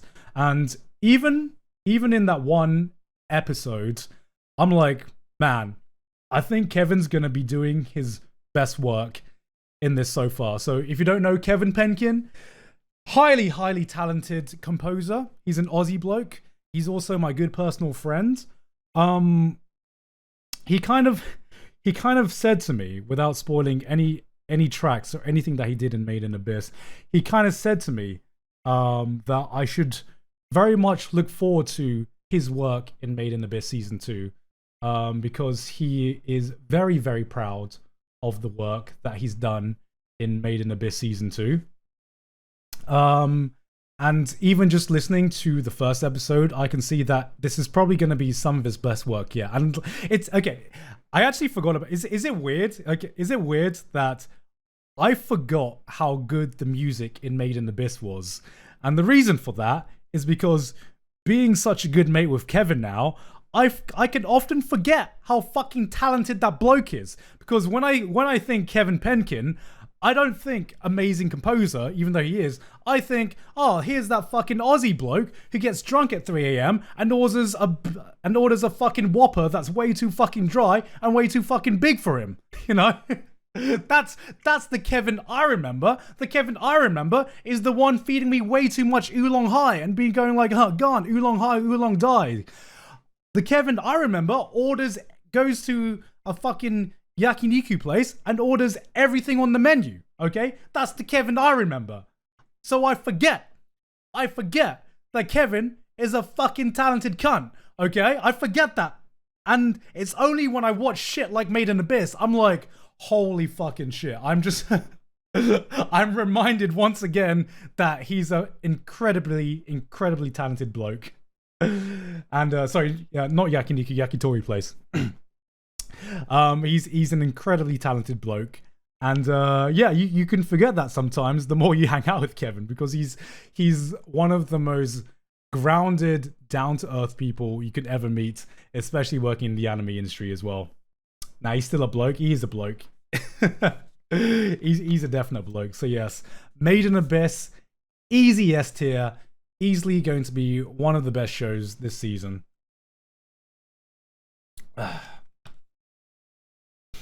Okay. What is this? Is this Tokyo Mew Mew? I think this is Tokyo. I can check. From Tokyo Mew Mew New. Okay. Yeah, Tokyo Mew Mew New. Okay. So I don't know, like, how many of you guys are familiar with Tokyo Mew Mew? Audio? Is the audio good? Is the audio good? So I came into Tokyo Mew Mew completely blind, because I think Tokyo Mew Mew is one of those shows that's got a lot of people, like, maybe not into anime, but it was like one of the first anime that a lot of people watched. So I know Sydney was a big fan. Sydney was a big fan of Tokyo Mew Mew. I know Emirichi was a big fan of Tokyo Mew Mew as well. If it wasn't for them, I would actually have no idea that this existed. Basically, I would have no idea that this existed, because how long ago did this air? How long ago did this fucking air? How long did Tokyo Mew Mew air?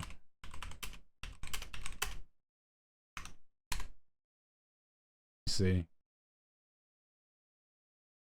Yeah, so it aired from... Was that the anime? Let's see, when did it air again?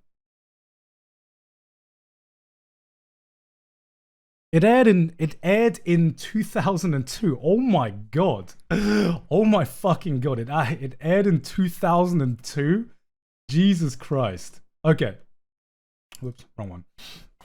So it's been 20 years since the original aired. It's been 2 fucking decades.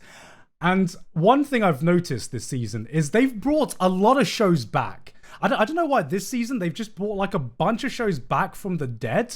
And like Tokyo Mew Mew is 20 years old now. And I would recommend this to anyone who likes magical girl shows. Because in like the best and worst way, I kind of think that Madoka Magica kind of just like ruined magical girl shows. Like not exactly ruined, but like it changed it indefinitely. Cause this is just a good old fashioned magical girl show. I'm not the biggest fan of magical girl shows, which is why I put it in like high B, low A tier. It's something I'll probably give a few more episodes, and if I like it even more, it's probably going to go up to A tier. I think right now, nostalgia is playing a massive part because it is a show that got a lot of people into anime. It plays no part for me, so I'm just gonna put it right in B tier. But basically, it's just like an old school magical girl shows. This is a magical girl show like back before Madoka existed, back before magical girls became tragical girls, okay? Because now magical girls are all about dark. It's all about them suffering for some reason, where it never was about that before.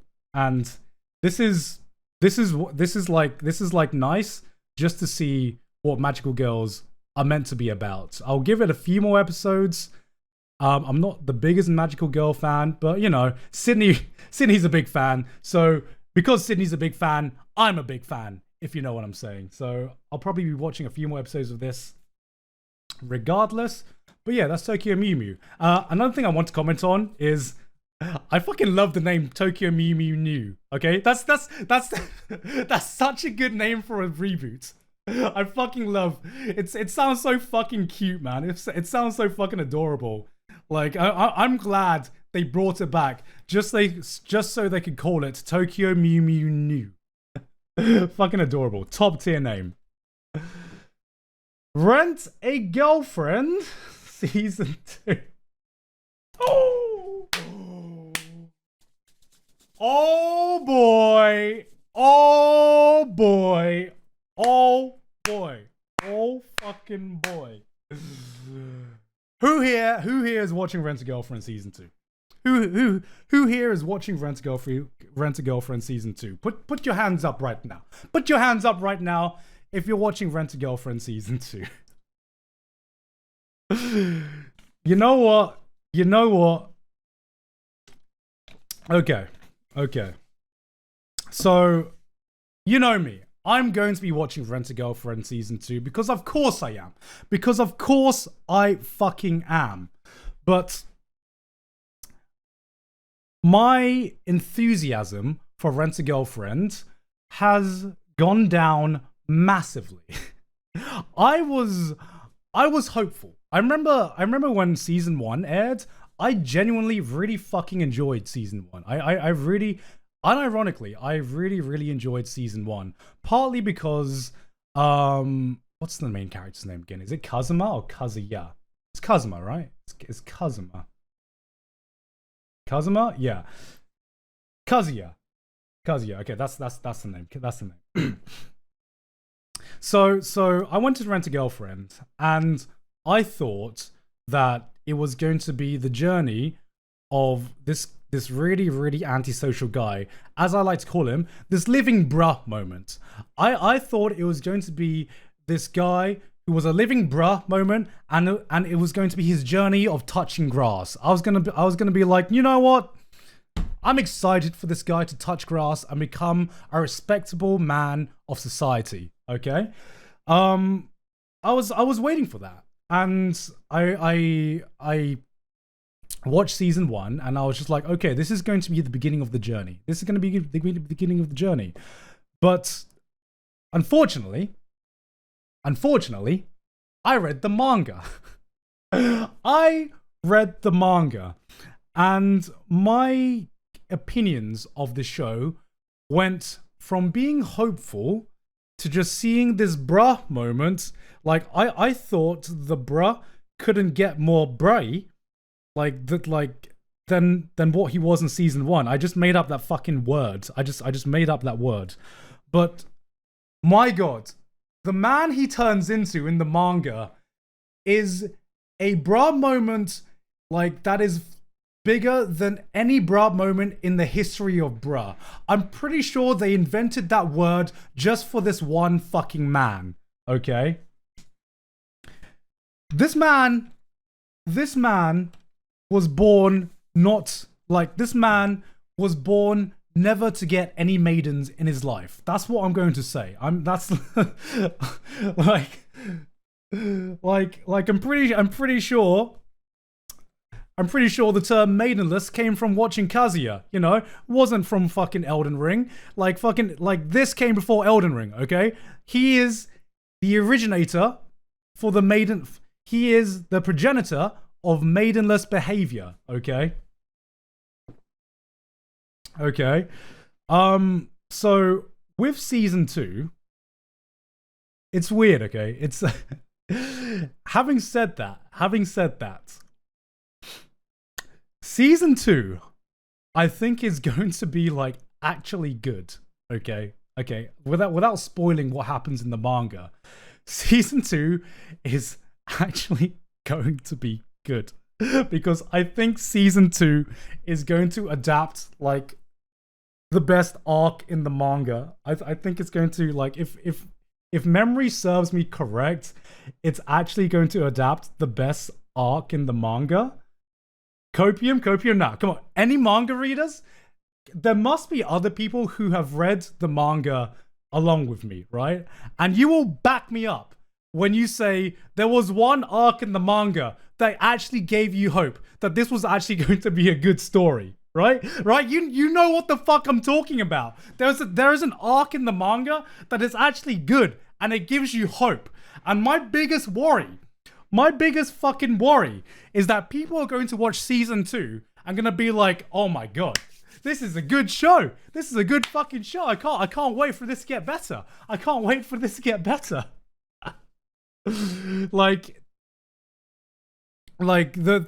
Like when I went up to the manga, this arc had just ended, and I thought it was a really, really good arc. I remember saying, I don't know when I said this, but I remember saying that Chizuru was like in the top running to maybe be my best waifu of all time. Like she was in the running at that moment to like possibly edge out Senjigahara as best girl. Yeah, that's a dream that's long dead now. That is a dream that was long dead. I was living on the hype of this one arc. And so I'm conflicted. I'm conflicted right now. Because I want to clown on Rent-a-Girlfriend so fucking much. And I will continue clowning on Rent-a-Girlfriend. And if it's the manga, I will clown on it. I will go to the fucking circus and I will read Rent-a-Girlfriend right there because that's where Rent-a-Girlfriend belongs. But I actually think season 2 is going to be decent because it's actually adapting the good arc, or at least I think it's going to be adapting the good arc of the manga.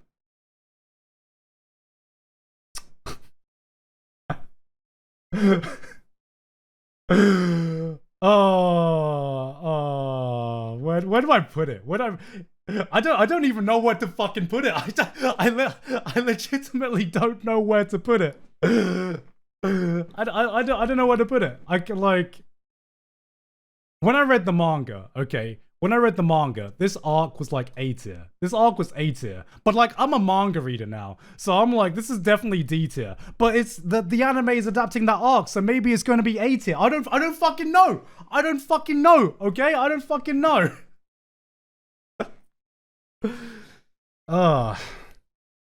You know what? I'm gonna put it in B for beta male. All right, that's where I'll put it. I'll put it right. I'll put it right in the middle.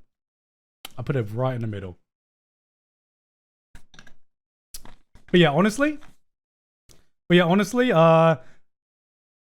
like we can all clown on Rent a Girlfriend together, but I legitimately think season 2 is actually going to be half decent if it adapts what I think it's going to adapt, which is the movie arc. And I won't spoil what happens in it, but don't. Here's a warning: don't get your hopes up. Don't let it give you hope. Okay, don't let it give you hope, because it gave me hope, and that hope, and Rent a Girlfriend just took that hope and fucking shattered it. It took that hope and fucking cock slapped me afterwards and made me feel like an idiot for thinking that this could legitimately become a great series. Maybe it will. You know, my opinions change a lot, but you know what? It's gone from something that I'm very hopeful for to something that I'm watching just to see how big this train wreck goes. I still really enjoy Rent a Girlfriend, just for like different reasons. It's kind of like you know, the best example I can give is, remember Darling in the Franxx? Does anyone remember watching Darling in the Franxx like weekly or whatever like that? Like there was a point when I enjoyed Darling in the Franxx for being like a well-written show, having interesting characters, having good action. And then there was a point when it just became a fucking meme. And luckily, I'm the guy that doesn't get too angry if I can enjoy it just for being a fucking meme, okay? Like, I went from really having high hopes for enjoying Darling in the Franxx to really enjoying Darling in the Franxx for the train wreck that it was in the final 3 episodes, because the fucking memes made it so enjoyable. That's Rent a Girlfriend to me. Season 2 is going to be enjoyable because I think season 2 actually has like good character arcs, has good character progression, and then season 3 onwards is probably going to shit on all over that. But I cannot wait for the memes. They're going to be so fucking good, which is why it's probably going to be S tier for me. Copium. This is me full on snorting the copium right now. Isekai. Okay. Moving on. This one, what is the name of this again? Isekai Meikyuu de Harem War. So.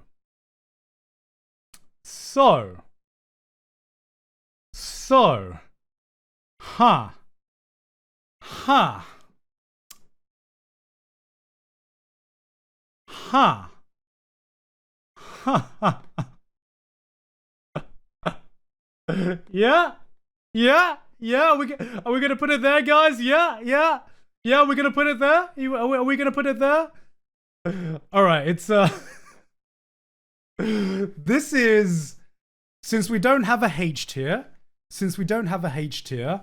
This is essentially going in the H tier because it's either S tier or it's H tier, and there's nothing else. There's nowhere else where it can really fucking go. Okay. I shouldn't enjoy this show as much as I do. Okay. If you have not seen this show, let me just break the show down for you. Okay? So, guy gets isekai'd. It's an isekai. First off, okay?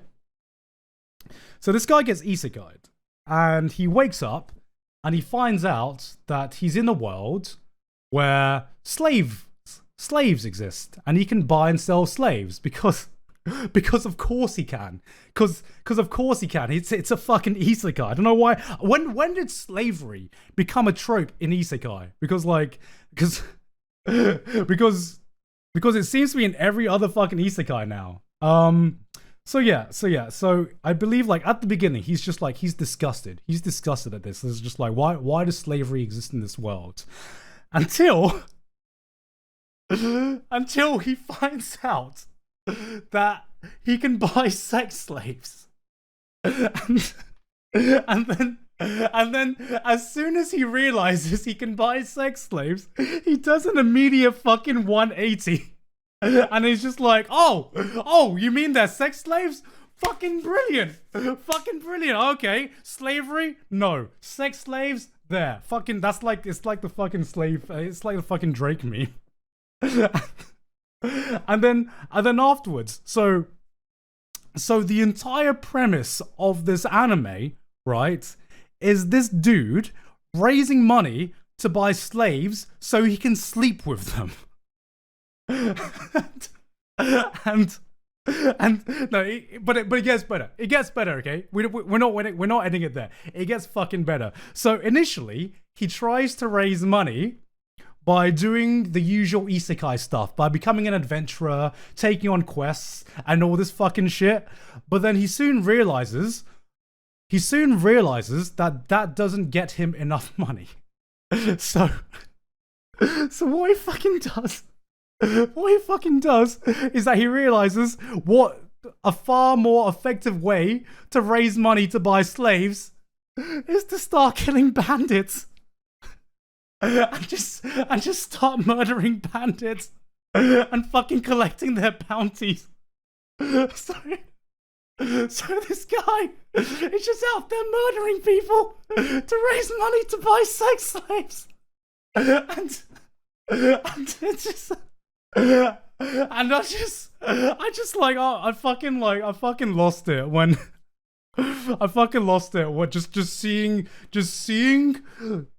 seeing the events of this anime just escalate as it transpired. I just fucking lost it, man. Like, this show is like, the premise of this show is so offensive, it's so unethical that it loops around and becomes like the most unoffensive show of all time. Because it's basically just okay. So another thing, this show is coming from the same studio that gave us. Fuck, the name escapes me right now. It's coming from Studio Passion, Interspecies Reviewers. It's coming from the same studio that gave us Interspecies Reviewers. Okay, so that should tell you how much the studio cares about ethics, ethics and morals. Okay, that should show you how much this studio cares about ethics and morals. But I feel like they took this story, which the premise is kind of like Interspecies Reviewers, except it just like gives even less fucks. It gives even less fucks than Interspecies Reviewers. But the thing that blows my mind, the thing that actually blows my mind, is that this show has more thought put into it. This isekai has more thought put into its world building and power systems than like 90% of other isekai. Like, how is a show about buying sex slaves more well thought out than most of the other fucking isekai out there? Like this is like, I'm not even joking. I'm actually not joking, because it's a show. It's one of those shows that, of course, it has. I'm not gonna say, but it has definitely a more cultured version, and a less cultured version. It's one of those shows, but like, in the first 3 episodes, there is basically like zero nudity, right? Because it's so engrossed within the story and the premise that it sets up. Like there's a scene where he kills like the first bandit, and they genuinely raise the tension of this scene. It's like it's an actually really, really well done scene.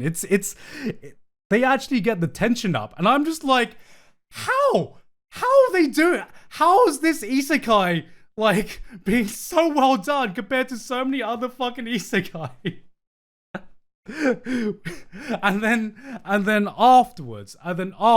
So recently, episode 4 just aired, guys. Episode 4 just aired. So the first 3 episodes was just the process of him getting his first girl, and without saying too much, guys, they fucking delivered.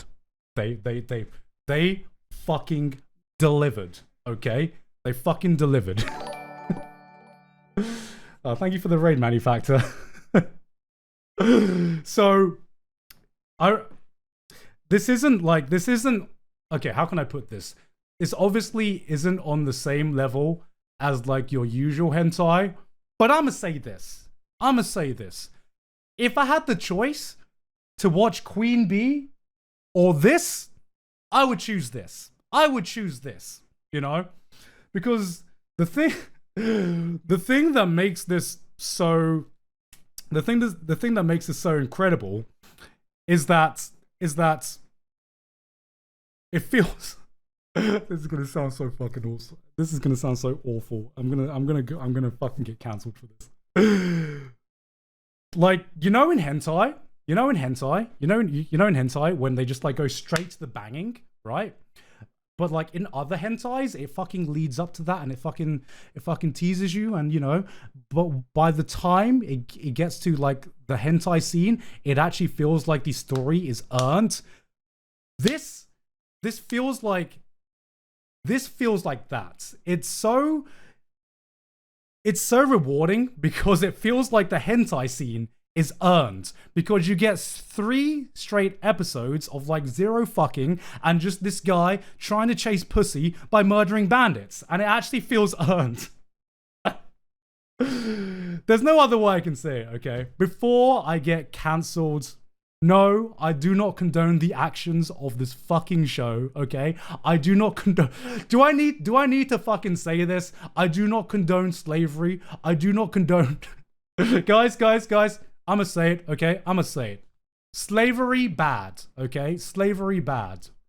But I watched this show, and you gotta treat this like a hentai, because there's zero way you can actually take this seriously, okay? It is a show that I'm enjoying way too much.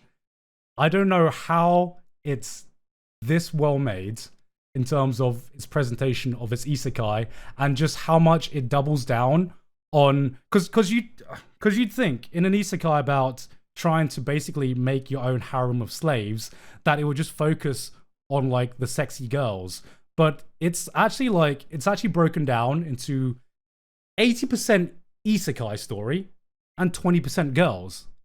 What?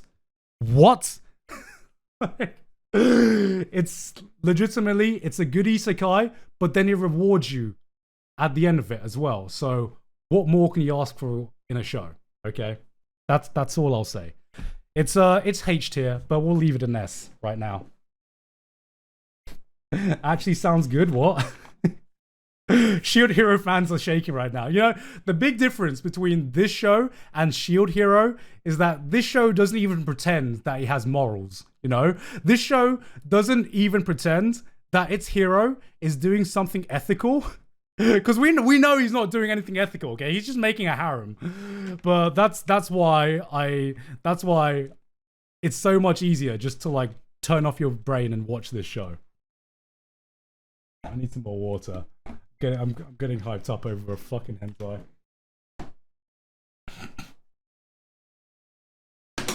Oh. Better than Shield Hero? Hell yeah, better than Shield Hero. Especially better than Shield Hero Season 2.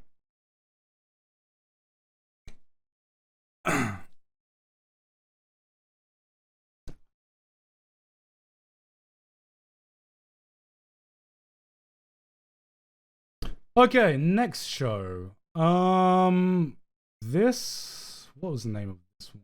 Yeah. Soredemo Ayumu. Yeah, okay. So I'll be honest, I didn't really enjoy this. This was like the most 5 out of 10 show that I've seen. I know a lot of people want it to go in like A tier, but like it's just Takagi-san with like the genders swapped over. And I really wasn't that big of a fan of Takagi-san. If you liked Takagi-san, then it's gonna be an A tier. It's gonna be an A tier. But for me, it's an inoffensive, cute rom-com. How can I even describe it? I watched I watched the first episode and I actually almost fell asleep. I'm gonna be honest. It's kind of like Takagi-san, but instead of the girl teasing the guy, it's kind of like the guy more teasing the girl. Okay, but he isn't even really teasing, because what happens is, I'm gonna try and remember the plot of this because I was trying to pay attention.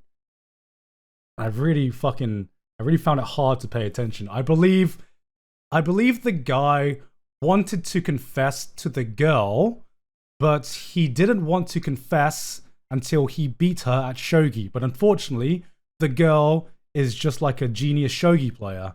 And so the entire premise of the show is that he's hinting at the fact that he really likes this girl, and every time that he does, the girl fucking blushes and gets flustered. And that was pretty much it. That was pretty much it. It's cute. It's cute. It's inoffensive. Just not my kind of show. I'd actually watch Rent a Girlfriend over this any day of the week.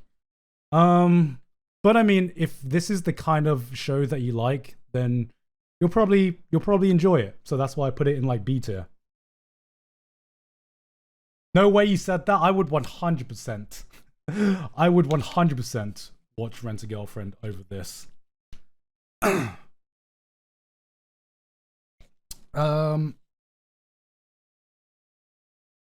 Okay, this is... I'm trying to remember what... I'm going to try and remember the name of the show. This is My Isekai Life, something something, second class, something something, strongest sage in the world. Right?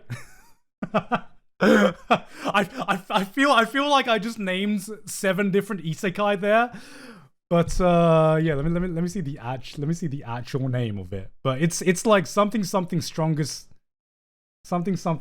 sage. My Isekai Life, I gained a second character class and became the strongest sage in the world. Okay. I almost got it right.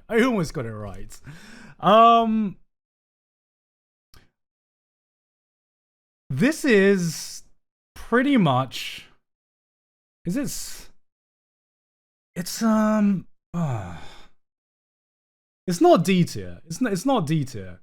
I know there's gonna be a lot of isekai haters in chat right now. I know that, guys. Come on, I know, but it's not shit. It's just okay. it's okay. It's okay. I put it in B tier or C tier. No, B tier. No, C. No, fucking. Okay, I'm like, this is like the definition of a 5 out of 10 show, because I watched episode 1, and me being isekai trash, I actually like halfway enjoyed it, because the production values of this are above average. They're not amazing. They're above average. They're good. Lower than mid? Nah. We'll get to some lower than mid isekai. This is not a lower than mid isekai. Do we have any lower than mid isekais here? What other isekai? Fuck. What other isekai are airing this season?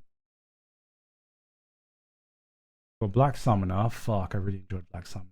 Well, okay, let's just get all the isekai out the way first. Before, okay, yeah, let's rank all the isekai in a row. So,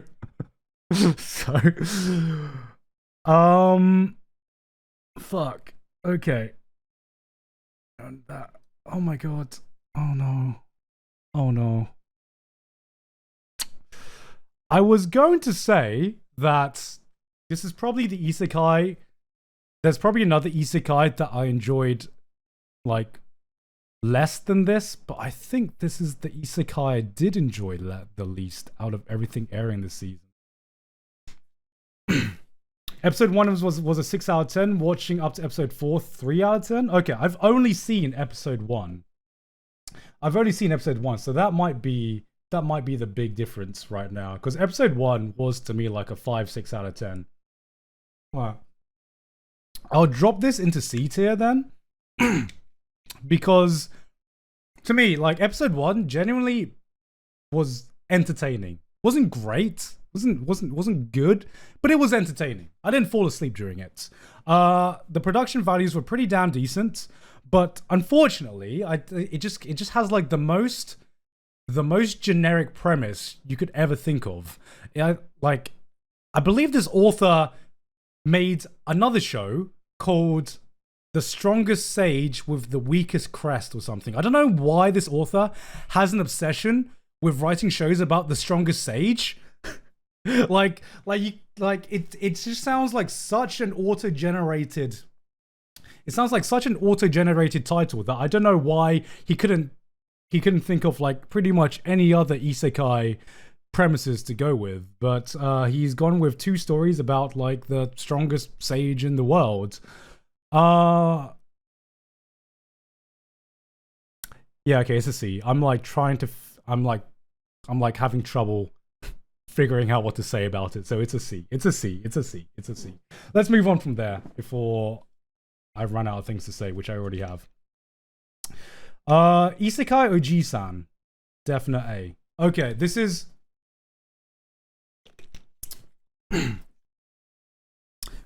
I wouldn't put it. Isekai Ojisan. I wouldn't put it in the same tier as Made in Abyss, and of course the other fucking great isekai this season. But like Isekai Ojisan, I remember seeing the name and I thought that they had just run out of ideas. Okay, I thought that, oh, you know, it's like it's an uncle, but he goes to another world. I thought it was going to be like the same concept as the Mum Isekai, where it's just a completely normal isekai, but this time there's going to be an uncle in it. But this is unironically like one of the most unique takes I've seen on the isekai genre in a long fucking time, because it's not really even an isekai story. It's a post-isekai story. So if you haven't seen this, the premise of this is that there's an uncle. So you have a guy, and then his uncle got into a truck accident, and was in a coma for 17 years. But after that 17 years, he awoke and he came back from his coma. But you find out that within those 17 years, he was actually isekai'd. So he was an isekai protagonist within those 17 years. And he woke up back to the real world, and he still has all of his magic and all of his powers from that isekai world. And so he has to like try to reacclimate into society while also like retelling what he did when he was in that world. And honestly, that is like such a unique premise, because I can't think of what's this called. Sorry, this is called Uncle from Another World, or Isekai Ojisan. Yeah. So it's a parody, basically. It's a parody of isekai, and one thing I really love about Uncle from Another World is that there are so many shows that live on trying to be meta alone. Like, in a lot of shows, the joke is the fact that it's meta. The joke is the fact that, oh, it's doing something that not every other isekai does. But one thing that I think is really strong about Uncle from Another World is that it's not the concept that's funny, it's the characters that are funny. Like, the best way I can describe this is, I remember, has anyone seen like Shaun of the Dead and Hot Fuzz and a lot of things that Simon Pegg and Nick Frost have been in? So I remember like when that first got released, I remember seeing a interview from Simon Pegg himself. And he said that he was making a rom-com zom, which is a romantic comedy zombie film, right?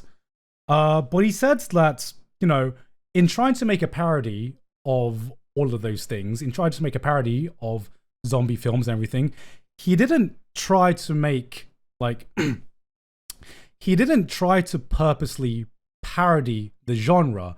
Instead, what he tried to do was he just tried to put funny characters in a situation that you've seen many times before. So it's not the situation that is funny, it is the characters that is funny. And I feel like this is the same approach I see in Uncle from Another World. It's not like the setting and the premise itself is pretty original, but that's not funny in and of itself. It's the characters that are funny that have been put into this premise. So like one thing. So basically, it asks the question: what if the person who was isekai to this other world? What if he was just a fucking idiot? You know, what if he wasn't? What if he wasn't the OP protagonist that got every girl and everything like that? Even though one of the biggest running jokes is that he could have gotten every girl. He could have gotten the tsundere and the goddess and everything like that, but he was so blind and so oblivious that he just didn't. And it's a really interesting. Oh my god, who just said? I'm just like, holy shit. This is what happens if you isekai an ugly bastard. Uncle from Another World is what happens if you isekai an ugly bastard. That is the premise. Okay, that is it.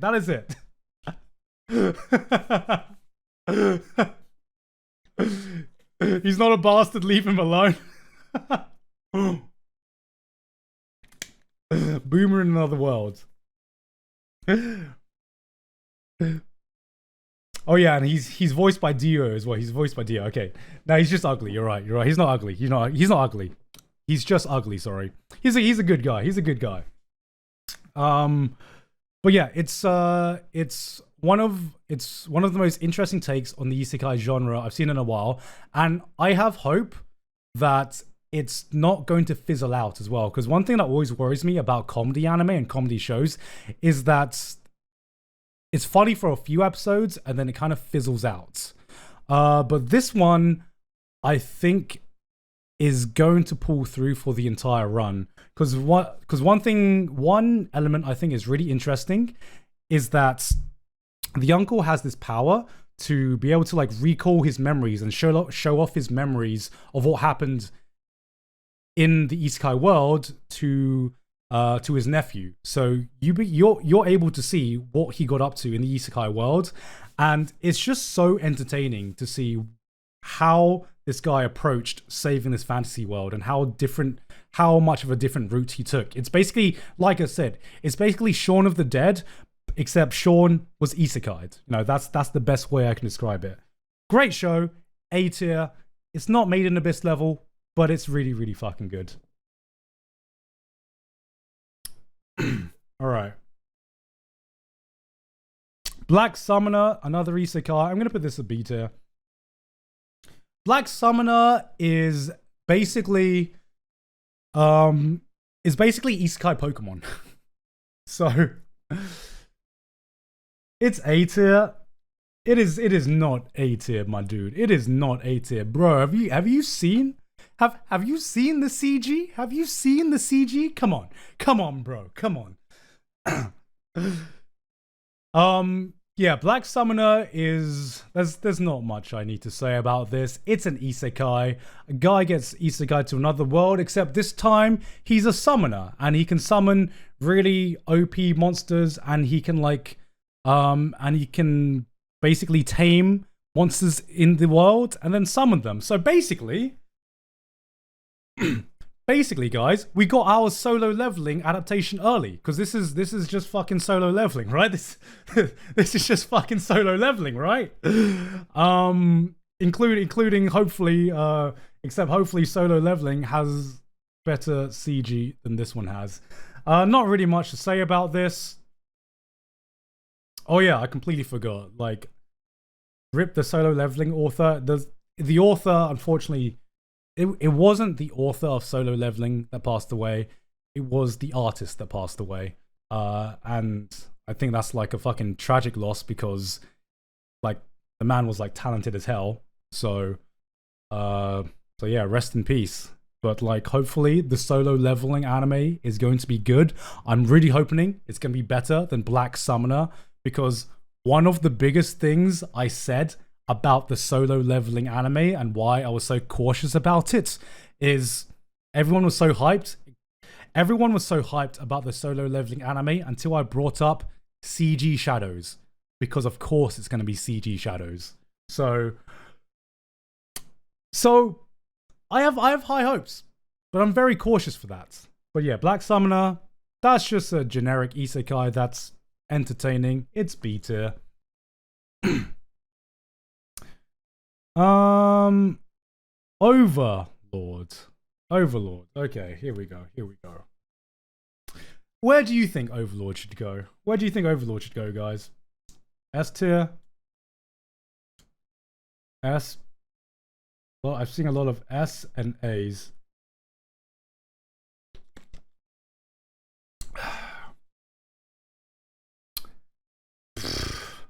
Honestly, guys, I don't know if I'm gonna get flack for this. I don't know if I'm gonna get flack for this. That's kind of where Overlord is for me, guys. It is kind of where Overlord is for me. Okay, I'm just. Oh, there's.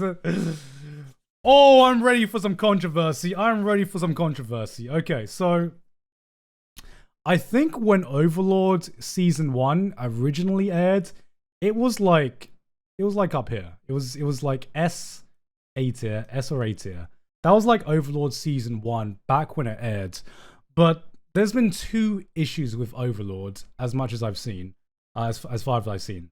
One thing is that every season has gotten progressively worse. I fucking loved season 1. Season 1 was so entertaining because for the first time you got to see a villain in an isekai world, and you try to see that villain like take over that isekai world, and it really gave a shit about its world building as well, which separated it from a lot of other isekai around it. But unfortunately, what it's missing right now and what I'm waiting for is a payoff, because to me, Overlord just hasn't had any significant payoff I can think of since season 1, since like that final fight in season 1. That was like the only real payoff I remember getting from Overlord. Season 2 was mostly world building. I'll give it a pass. Season 2 was like A tier, I guess. Season 2 was A tier. We spent half a season on lizard fucking. That's fine. I don't really care. Whatever. But then season 3 happened, and we got a payoff in season 3. We got a payoff. We got a payoff in season 3 because he got a kingdom. But the problem with that was the adaptation completely fucked any kind of like hype I could have had for that payoff because of the CG. It completely ruined that payoff for me. It was like B or C tier. So like each season has gotten like progressively, I guess, like progressively worse in that sense. It still has, I still really like the world building, but I'm waiting for a payoff to that world building. You can't just have world building with no payoff, you know what I mean? You're not rating the show, you are rating the season. No, yeah, well that's... it's hard to, I can't really rate the season because I've only watched like 1 or 2 episodes of it, so it's like way too early to tell. Especially when it comes to sequel. Overlord, to me, after season 3, it is coming in at the B tier. Maybe after season 4 ends, it's gonna be back up at A or S tier, but coming into season 4, it is like a B tier isekai for me. Because another thing as well is that at the time when season 1 aired, I think Overlord as a concept of just seeing, I think Overlord was way more original when it first aired, because isekai, even though there was like so much isekai back then, isekai was way less saturated than it is now, right? So isekai is way less saturated back then. There's way more good isekai out right now. I think Overlord has way more competition when it comes to good isekai. Back then, Overlord stood head and shoulders above so many other isekai, but now, I mean, I don't know if you saw my isekai video where I said, you know, isekai is good. No, really. There's a lot more competition when it comes to original concepts. and original takes and good world building in isekai. Mushoku Tensei is another example of that as well. You know, there's a lot more competition when it comes to good shows in the isekai genre. That Overlord just stands out a lot less than it used to. So that's the reason to me that Overlord is coming in at a B tier. It could get better. Out of all the other isekai, out of all the other isekai, I think this one has the most potential to like jump up to S tier. Okay, because the world building's there. I just need a payoff, man. Like I need a payoff. I don't want another half season of lizard fucking. I don't want some fucking 3D behemoth goats or whatever the fuck that was in season 3. I just want a cool payoff. And I'm waiting. I'm waiting, but like every season my patience like gets less and less.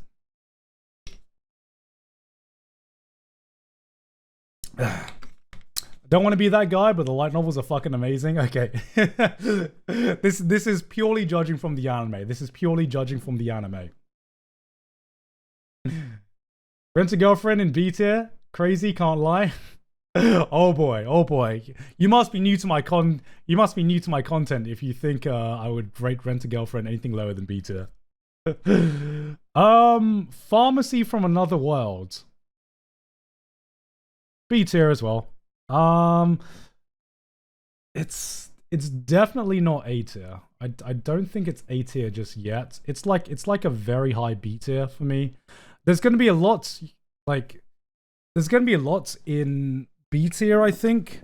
Because spoiler alert, I think this season is pretty mid overall.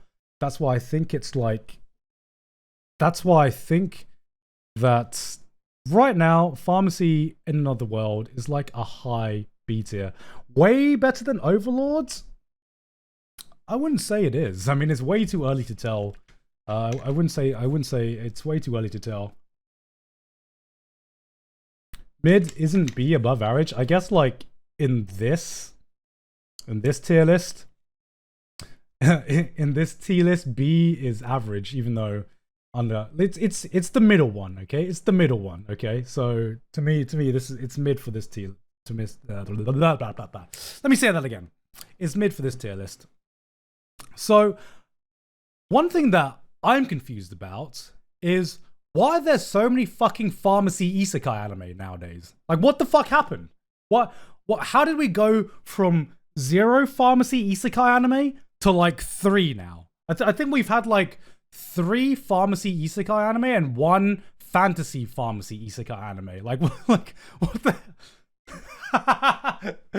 Who said COVID? COVID happened. Oh, guys, we need a pharmacy isekai anime. Oh man, but yeah, like it's funny that one thing I've seen is that in like the past year, we've had a few original concepts for isekai, and then as soon as we get that one original concept, there's like 3 more that come out every season, and like the originality just dies. So I remember when we had like the kingdom building isekai fantasy show, and I was like, oh, this is really, really fucking original. And then suddenly we get like 2 more within the next 2 seasons. That's exactly the same with the pharmacy isekai. For some reason, there was 1 pharmacy isekai, and I'm like, that's a pretty weird concept. That's not gonna catch on. And then we get like fucking 2 more. What the fuck? Why is pharmacy isekai suddenly becoming a trend? I have no fucking clue. But having said that, this out of all of them, out of all pharmacy isekai, out of the 3 that suddenly appeared, this one is the one that's caught my interest the most. So, if you haven't seen the first episode, this is about a medical researcher who dies after overworking, and he gets transported into a world where this fantasy world's medical system is obviously not as well developed as the modern world. Of course it's not.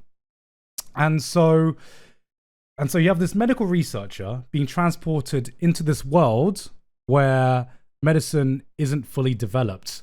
And then on top of that, he's been given some special powers. So for some reason, his eyes get special powers where his eyes get special powers where they can diagnose any illness that it sees, or something along those lines.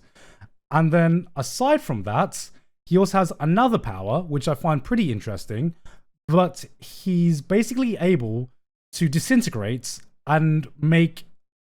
He's able to, like, take any material and disintegrate it, or create any compound that he chooses, as long as he knows the chemical compound of it, which of course he does because he's a medical researcher. So it's basically like, how well do you know your periodic table? You know, I'd unfortunately be fucked. You know, I wouldn't be able to make shit. I wouldn't be able to make fucking shit. But thankfully, this guy's probably paid attention in chemistry class, so he knows. Title, please. Okay, what is the title for this? Let me get the title.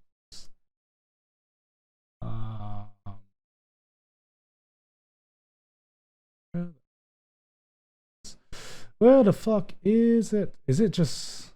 What's the English title? Parallel World Pharmacy. That's it. Fuck it, just type in pharmacy isekai. You'll get the show. It's not that hard. Full Metal Full Metal Pharmacist. That's basically it. Yeah, basically he could just perform alchemy. Basically, right?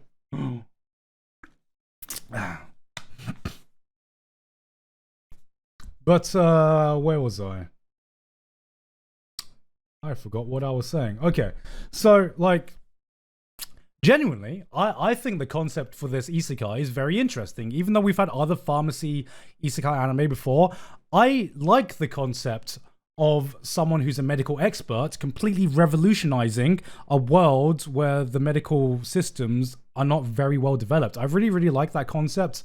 One thing that really puts me off is he gets like magical powers as well. His magic is like really fucking powerful, and there's like wizard battles, and I'm like, I don't fucking give a shit. I don't fucking give a shit about isekai wizard battles.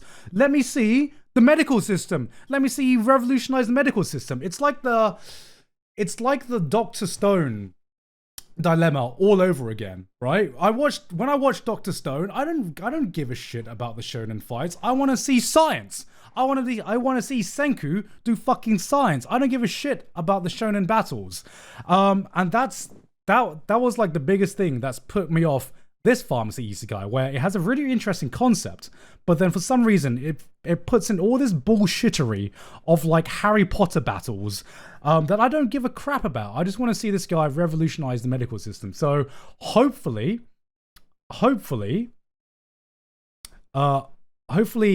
as the series goes on, the focus is way more on him revolutionizing the medical system rather than seeing magic battles. That's what I hope. But that's the reason why it's like a high B for me. Literally no battles. I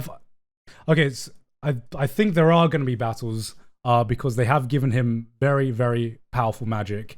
If you've seen season 1, I might have spoiled a bit actually, but if you watch the opening as well, there is very little. Okay, I'm hoping there is very little, because like I saw the opening and I saw the moment where he just had really fucking powerful water magic, and I was just like, please don't do this, please don't do this right now. So I'm hoping that the opening is kind of just like a red herring. And I've heard from other light novel readers that there's going to be magic battles in it as well, but I really hope they overstated it. Anyway.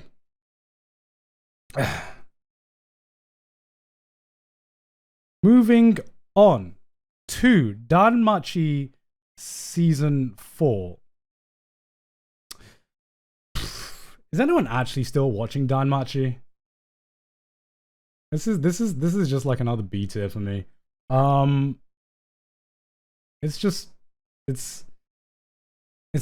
I don't know, there's nothing I can really say about this. It's just more Danmachi. If you like Danmachi and you like the power fantasy It's just junk food. It's not even isekai. Danmachi is one of those shows that I constantly forget is not isekai. But it's still entertaining. It's just junk food. It's a B tier. There's nothing I can really say about Danmachi season 4. It's another mid show. Take your pick on what mid isekai you would like to watch this season. Basically, take your pick. Take your pick. I'm gonna move on. I'm not gonna dwell on that too much. Summertime render. Oh.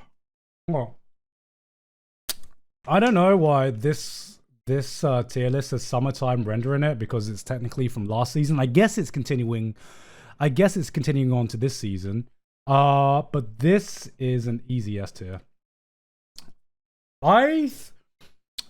If you are not watching Summertime Render, which a lot of you are probably not because it's stuck in Disney jail right now, it is a show. It is one of the shows I'm enjoying like the most this year so far. I'm really worried, right? I'm really worried because I haven't enjoyed a show. I haven't enjoyed a mystery this much in a very long time, because it is a mystery show, and I don't want to spoil anything because it is a mystery show. So for anyone who hasn't seen it, which I'm sure is a lot of you, I don't want to spoil what is happening, but all I will say is that it's fucking amazing. Like, so far we're like halfway through the season. Oh, sorry, we're like halfway through the show, because I believe it's a two core show, so it's gonna be like 26 or 27 episodes or something. No, sorry, it's gonna be 24 episodes, I believe. It's a 2 core show, and we're now like over halfway through it. It's a fucking wild ride. It's one of those shows where you put on the next episode and a new fucking insane plot twist happens, or a new element gets added that makes the entire premise 10 times more interesting. And I haven't been this engrossed with a show for a very long time. It's not original. It is based on a manga, so I guess you can technically read ahead in the manga. But the initial premise is that it's kind of like a mix between Higurashi and ReZero, right? So the only thing I will say is that the main character can loop every time he dies, and that gets set up in episode 1. That's all I'm going to say. He can time loop, basically.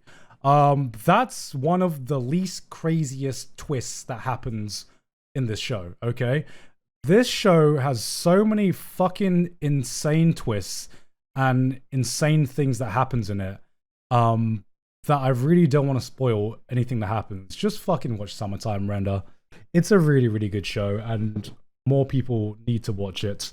The one thing I will say is that I really hope it doesn't shit the bed, because I've seen this happen so many times. Where you have a really cool mystery and you have so many twists and turns, right? You have fucking so many twists and turns. It's fucking great. And then it just shits the bed at the ending, okay? And I really hope that it doesn't shit the bed, okay? Because all it needs to do is have a decent ending, and I'll be satisfied with the journey.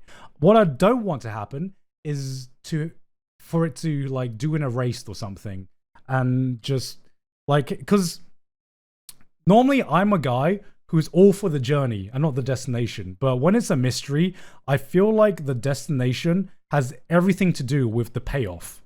So it with a mystery, if the payoff is shit, then it kind of makes the entire lead up to that payoff just like not worth it as well. So I really hope that Summertime Render doesn't shit the bed and it actually has a good payoff.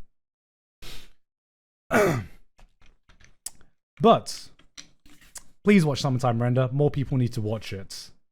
Devil is a Part-Timer Season 2. Oh yeah, this is an isekai. I completely forgot to put this in the isekai bit.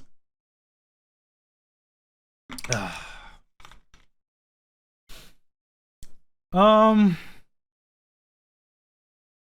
mean, it's really, really early to tell right now. It's okay, season one was easily an A tier isekai. Season 1 was easily an A tier.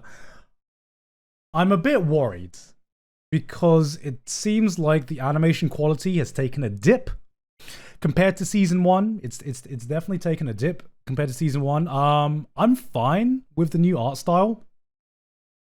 But the animation definitely seems to have definitely seems to have taken a dip. So my initial impression after watching the first few episodes is that it has gone from an A tier isekai to a B tier. What can bring this back up to an A tier is if the story and the comedy and the chemistry between the characters remain as good as they were in season 1. That can bring it up to an A tier again. But from my initial impression of watching the first few episodes of season 2, I'll keep it at a B tier just to be safe. I mean, aside from that though, fuck yes, guys. Fuck yes. What the fuck? We got another season of Devil is a Part-Timer season 2. I think I'm more hyped at the fact that it happened more than I was watching episode 1 and 2 of this new season. I'm gonna be honest. I'm gonna be fucking honest. I was more hyped at the fact that we fucking made it. I'm more hyped at the fact that we fucking did it, boys, rather than the final product of the show itself. So what does that mean? It means that No Game No Life has a chance, okay? The dream isn't dead, guys. The dream is not dead. We still have hope for No Game No Life season 2, okay? It could happen. So stop it, guys. Stop saying copium. This isn't copium, guys. This is hopium. This is hopium. We are in full hopium right now, okay? Okay? It would be copium. It would be copium if we didn't get so many fucking shows being resurrected from the dead, okay? This is no longer copium, okay? Let me tell you. We got Spice and Wolf. We got fucking Tokyo Mew Mew, okay? Not only that, okay? Where's he? We got fucking Classroom of the Elite season 2. I'm gonna put that. Where should I put Classroom of the Elite season 2? That's also like a low A, high B. That's like a low A. I'll fuck it. I enjoy Classroom of the Elite season 1. Season 2 seems like kind of the same. Anyway, back to what I was saying, okay? We got Classroom of the Elite season 2. We waited 5 years for this. We waited 20 years for Tokyo Mew Mew New, okay? We got more Spice and Wolf. We got more fucking Panty and Stocking. Panty and Stocking. A new Panty and Stocking like anime got announced at AX. What the fuck? We got Trigun. We got Bleach. Okay? We are no longer in copium mode. We are in hopium mode, okay? Okay? There is a chance. There is a fucking chance. And I don't want to give you guys hope. I do not want to give you guys hope. But so many anime are being resurrected that I have hope, okay? I have hope. And I think it's okay to snort the hopium now, okay? I'm getting rid of the copium, okay? You get that shit out of here. I am full on snorting that hopium because I have hope that No Game No Life season 2 is gonna get resurrected, okay? I think it's gonna happen. Okay? It's only been 8 years, I think. It's been 8 years. It's only been 8 years, okay? I live in a world where I say it's only been 8 years since the last season, but that's a fact. 8 years is no longer a determiner anymore whether a season is going to get a second season, whether an anime is going to get a second season, okay? There have been other shows that have been announced that have waited longer than No Game No Life. So I have hope that we are going to get a second season of No Game No Life. You heard it here first. As for Baccano season 2, I fully have given up hope for now. Baccano season 2 is dead. That is dead in the ground. That is dead in the fucking ground, okay? Because At least, like, the one thing I will say is that No Game No Life was really fucking popular. So I can see a world. I can see a world where No Game No Life gets resurrected. Okay, at this point, I think I'd be more surprised if it wasn't resurrected compared to some of the other shows that are getting second seasons and remakes. I'll have the copium back for Baccano. All right, give me the copium back.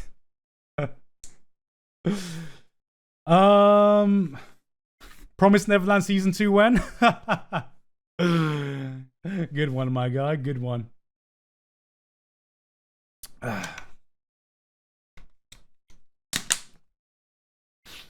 Anyway, so let me get back to the other show that got resurrected this season, which was Classroom of the Elite season 2.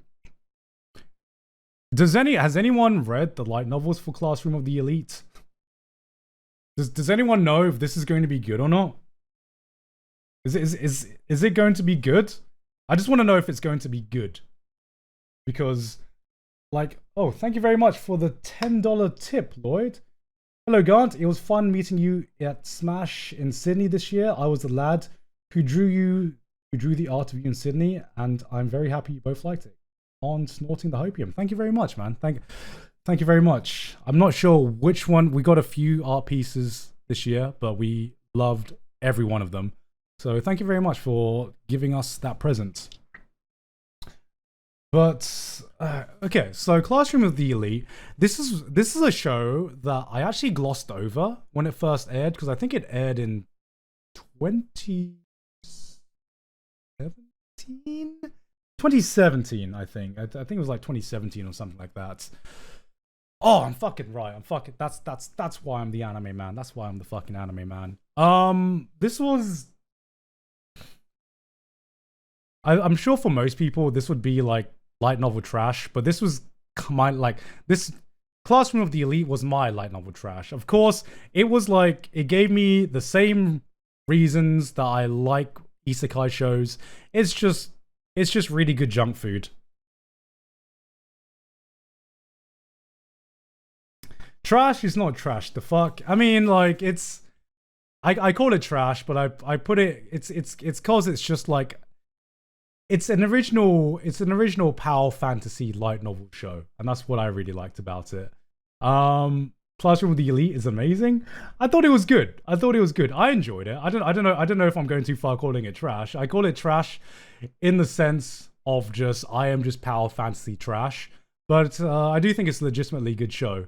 Power, not fantasy, power fantasy. There's a difference between fantasy and power fantasy, okay? Power fantasy is when the main character is like really, really OP or really smart or really something, okay? And this show, it's a power fantasy not because the main character is like really like powerful in the same sense of isekai shows, but you just see him like kicking ass and being really smart and breaking the systems and all that kind of stuff, okay? That's what I mean by that. And yeah, I don't really have much to say about it. It's just, I enjoyed the show. It's been a while since I watched season 1.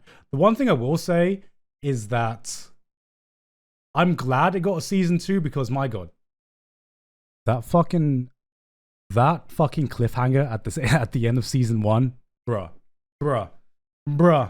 That fucking ending at the season that fucking season 1 ending, that fucking blue balled me for 5 whole years. So I'm actually glad that we got a sequel to this, because I had made peace at the fact that I was just never going to see the end of that cliffhanger. But I'm so fucking glad that season 2 exists now. Is season 2 going to be as good as season 1? I don't know. It's like there are so many shows in here that it's like an low A, high B. This could go either here or here. I'll put it in A. Why not? It's better than some of the shows here. The event's gonna be so good. All right, I'm excited. All right, next show. This show.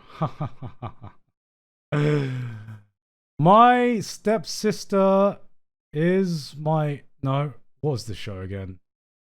My stepmother is... No, my stepmother's daughter is my ex. That's the show. That's the show. Okay, guys. Like everyone's saying S and A tier. You're all wrong. You're all wrong, okay, guys? You're all fucking wrong. It's not S tier, okay? Stop thinking that just because a show has fucking incest in it, that I'm gonna put it at S tier, okay? Guys, stop it. Stop it, okay? I'm not the incest guy. Why do people think I'm the fucking incest guy, okay? What reason do people think that just because a show has incest in it, I'm going to enjoy it? No, that's... You are completely misunderstanding the types of shows that I like, you know? Let me make this clear, guys. Let me make this clear, okay? I like some shows that happen to have incest in it. I don't like shows with incest in it, okay, guys? Get that... That is a very clear distinction, guys. That is a very... Stop. Why are we getting kappas in chat? That is a... I swear to God, guys. I swear to God. This is not copium. This is not copium. Just because a guy likes... You like one incest show, and suddenly you're the fucking incest guy. Come on, guys. Come on. Come on. Just admit it. I refuse to admit it. This is a fucking mid show. It's like a 5-6 out of 10 show. I would. This is another show. The more shows I put on, I look at a lot of these shows and I'm like, I would watch Rent a Girlfriend over this show. I would watch Rent a Girlfriend over this show.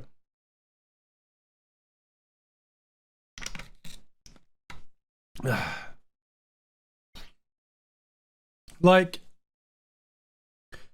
it's okay. So when I saw the title, I was just like, ho, it's gonna be Domestic Girlfriend season 2. I can't wait. It's gonna be more Domestic Girlfriend. But it's kind of just okay. It's not even that spicy. Like, you'd think with a show with that title in it, it's going to be like, uh-oh, step bro, help me, step bro, I'm stuck. But it's really kind of just like wholesome.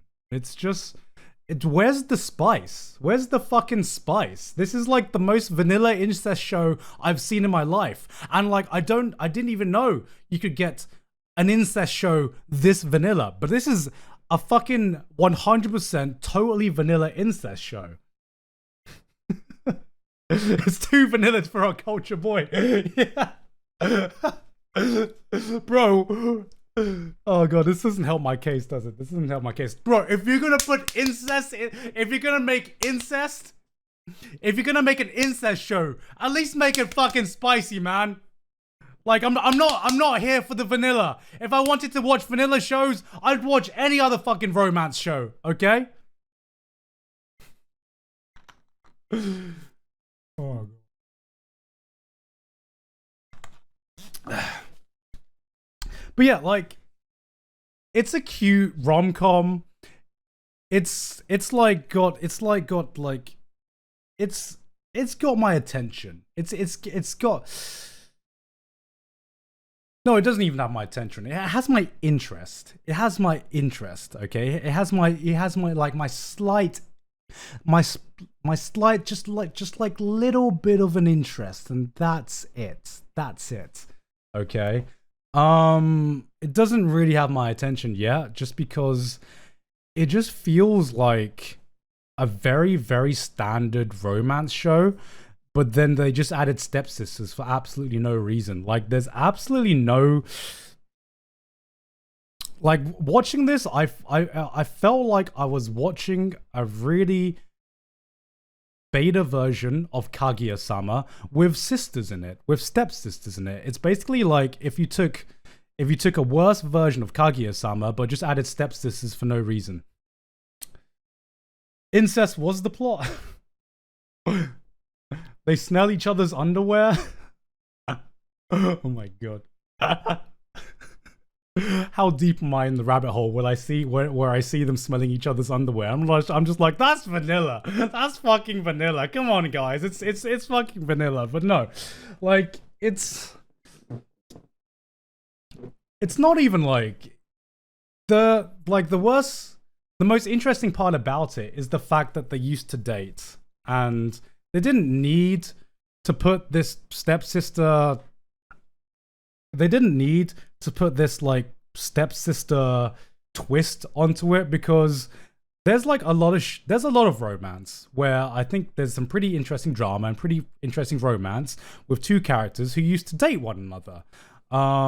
This one is just a very vanilla Kaguya-sama, but like if you're gonna like watch it, why would you not just watch Kaguya-sama? Because Kaguya-sama is infinitely superior than this.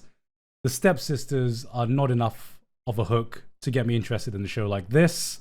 It is no domestic girlfriend. That's what I'm saying. It is no domestic girlfriend. It isn't even an Orimo, guys. It's not even an Orimo. You know, it's not even a fucking era manga sensei. At least with those shows, they at least like full on dumpster dive into the trash bin. This show attempted to go into the trash bin, but like missed the bin and just fell next to it. It's not even in the trash bin. It's a B tier.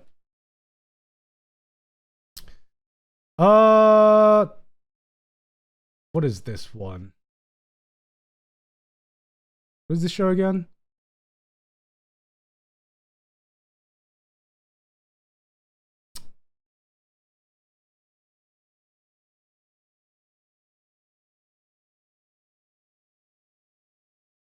Oh, this is the Yakuza show. That's it. Hold on. Oh, I'm gonna be right back. I need the toilet again. Be right back, chat. Alright guys, we're gonna take a quick banana break. So I wasn't just peeing. I had to reply to some messages as well because yes, it is confirmed that our luggage for Trash Taste has arrived in Japan. So thank God for that. Now we just have to wait and see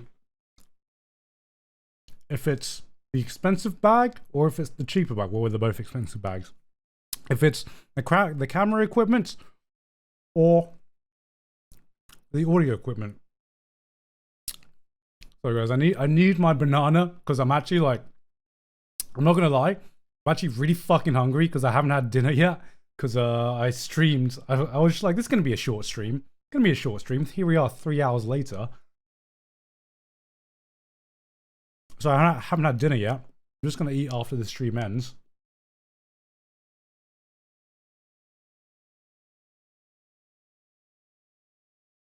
But until then, I need some little thing in my stomach. How are you boys doing today? It's never been a short stream. Yeah, I don't know when. I remember when I like found it hard to stream for 2 hours. But yeah, I guess hanging out with Connor has convinced and streaming more often. I'm just like, yeah, I mean, I still get tired after 2 hours. I just need plenty of energy. Bro, One Piece is back. I still haven't caught up to the newest chapter yet. I caught up to everything before the break, and holy fuck. Nice lane shirt? Hell yeah. Oh yeah, look at this. This shirt. I fucking love this shirt.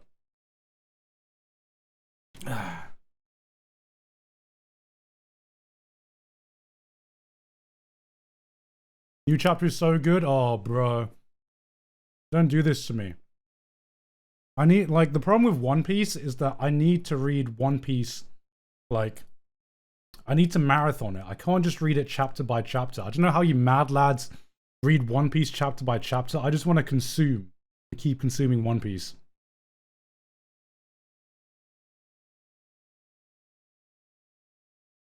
Watching Better Call Saul? I am not watching. Better Call Saul. Is that an anime? Is that an anime? I've never heard of Better Call Saul. Read it on stream. Unfortunately, I can't read it on stream, and I can't watch anime on stream unless we have permission. Because unlike streamers who don't live in Japan, I could go to jail if I streamed watching anime. Which is much more scary than getting a ban on Twitch, unfortunately. Asked Daddy to stream a Kadokawa series anime adaptation. So, without spoiling, I am actually trying that very, very hard. I'm trying super, super hard with Daddy Kadokawa to allow me to stream something. I'm like, bro, I'll stream any fucking isekai you ask. Just give me an isekai, please, please. I'll watch it on the stream.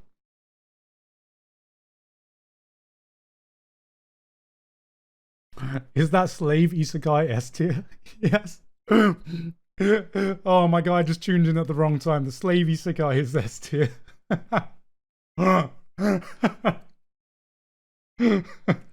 S for slavery.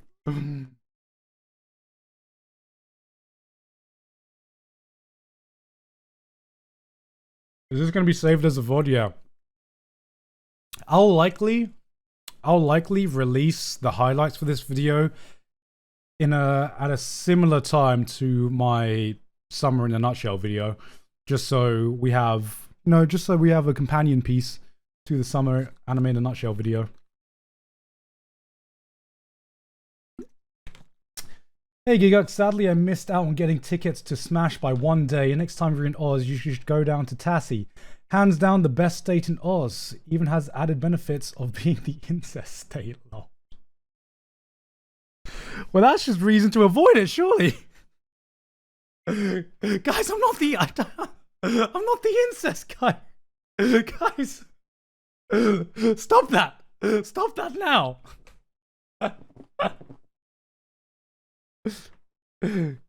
Guys, please, I already like anime incest. I'm joking. I'm joking. Joking. That was a joke. That was a joke. Haha. Funny. Haha. Haha. That was a funny joke. Haha. Funny man. All right. Getting back to anime. Shall we get back to anime? So what's this called again? I all I know is this one has got like Yakuza and cute girls in it.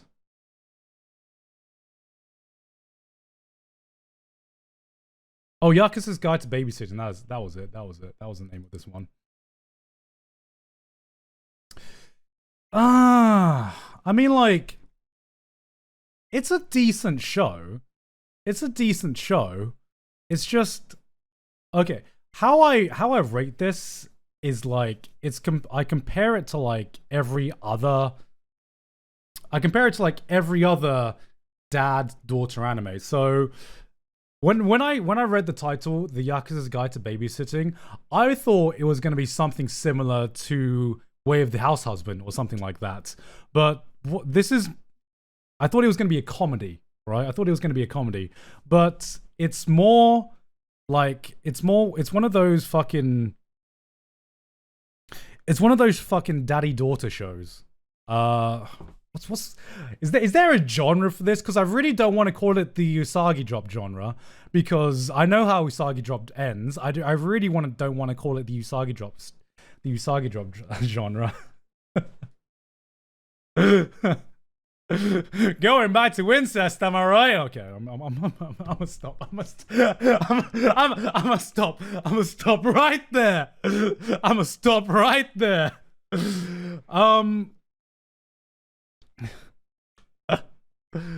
But this one, the show this one reminds me of the most actually is Hinamatsuri.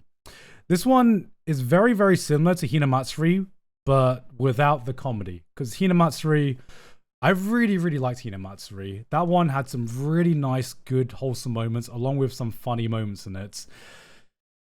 I don't know. This is. It's good if this is the kind of show that you like. You know, it's good if this is the kind of show you like. I just didn't really have an interest in this show. It's a comfy show. It's a comfy show, and as you know, I'm just okay with comfy shows. Garnt has a heavy bias against wholesomeness. Yeah, I do, because if you didn't know, I'm not the biggest slice of life fan out there. To me, if I'm watching a slice of life, I need to be, one, in a very specific mood, or two, it needs to do something a bit different, I guess. It needs to have like a unique twist. This one didn't really have any unique twists. I've seen this show many times before. If you like it, you like it. If you have no interest in it, then this one's not going to change your mind at all. It's a B tier for me. Must have incest. No. Oh my fucking god. Guys, it needs some spice, okay? Yes, I said it. It needs some spice. It needs some fucking spice, okay? But no, it's okay. It's okay. I don't really have much to say about this. There's a reason. There's a lot of B's in here, because I'll be honest, if I'd be lying if I put out A, okay? Because if I put out A, that means I'm probably not gonna watch it. I'm not gonna watch this show, so I'm gonna put it at B. Like, cause okay, like to give an example, to me, like the difference between like say this, even though this gave Hinamatsuri vibes, is that I thought Hinamatsuri had a way more interesting concept with her being an alien and everything like that. And I thought it was funny as well, and that complemented the wholesome moments. This one was just like, it's just cute and cuddly. And it has like the vibes. It has the same Hinamatsuri vibes, but it just doesn't have enough things going on to really draw me in. Oh, she's a time traveler? Oh, I can't remember. Was she a time traveler or was she an alien? I cannot remember. But she had some superpowers. That's all I remember. Next show, Shadow thingy-mabobby, Shadow House. I'll be honest, this was one of the few shows that I didn't actually watch the first episode of, and that's because I haven't finished the first season of Shadow House, so I don't really know where to put this. I'm just gonna leave it here. Love Live. I know where this one goes, in the D tier.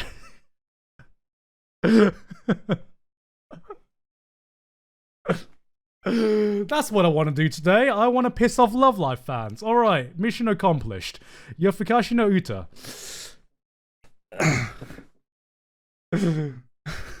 Idol fans fuming.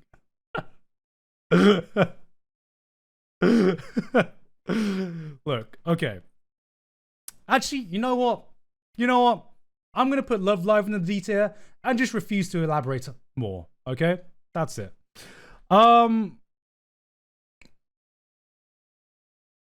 Yofukashi no Uta. Okay. This is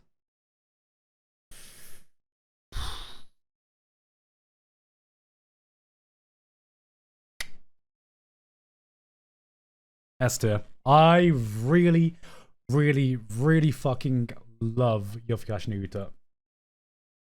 Kiki has tipped $3 to say, just gonna say you're one of my favorite anime YouTubers for seasonal recommendations. It's just so well edited, and I love to hear the passion, but also Shadow House is A tier.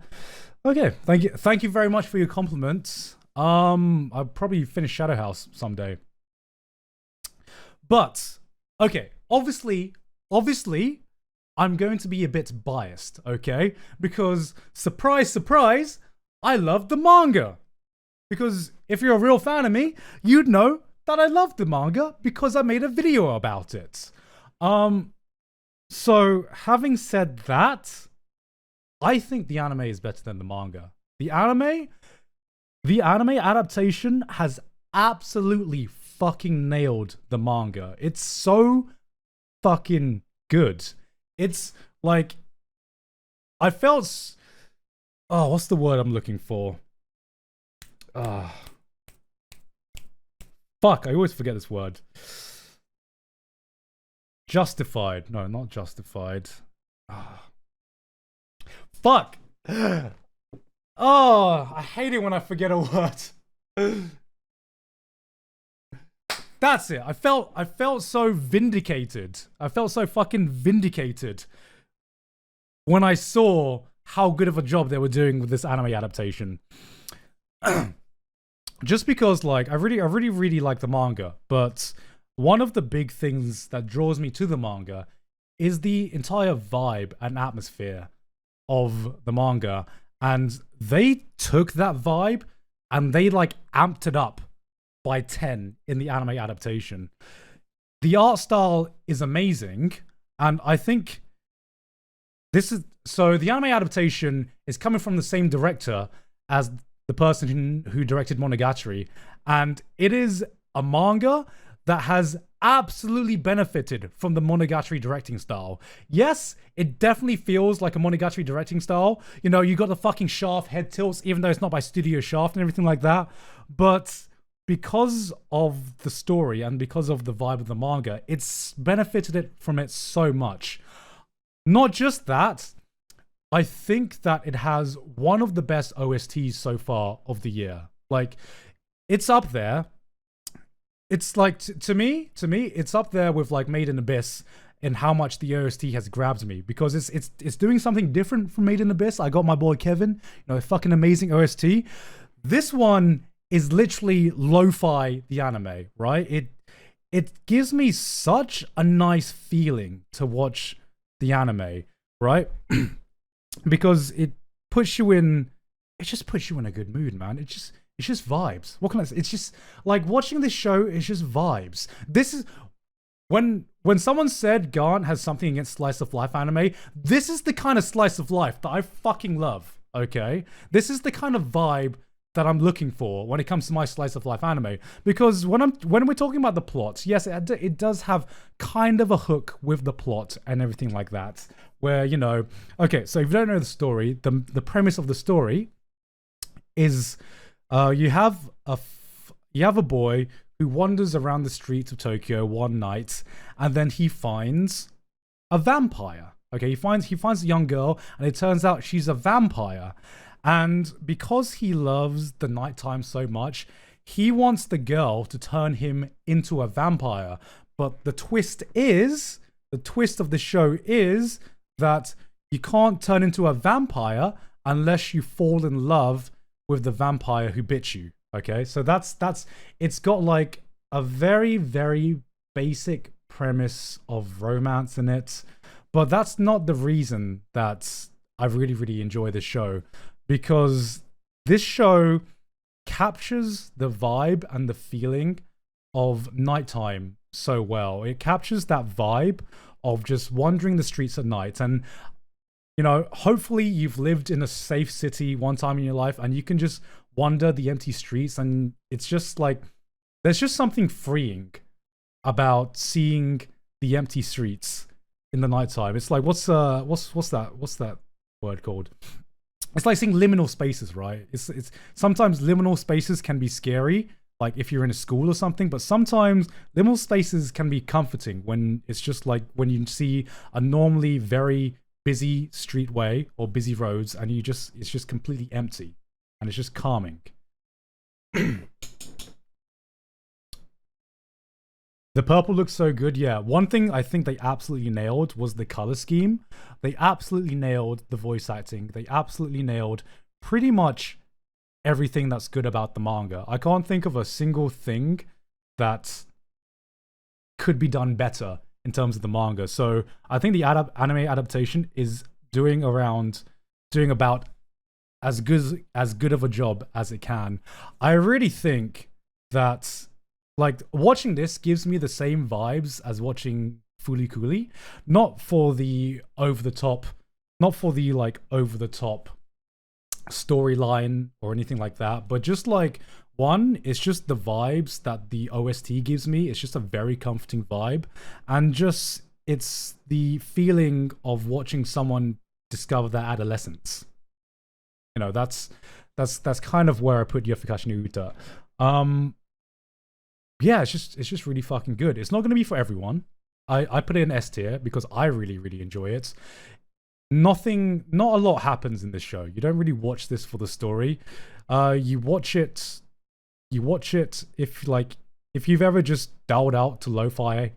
If you've ever just dialed out listening to lo-fi music, you'll enjoy this show because that gives you the exact same feeling as doing that.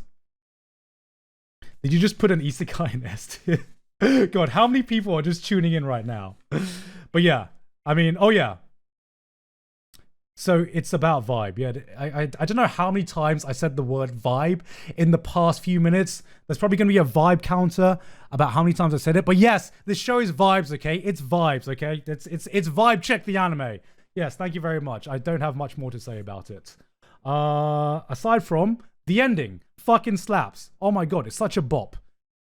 Favorite ending so far. Actually, no, not favorite ending so far. One of my favorite endings so far this year. Listen to the endings. And the fucking band is called Creepy Nuts. and I don't know if I've just heard too many D's Nuts jokes in my past like few years that I just see Creepy Nuts and I just start laughing, okay?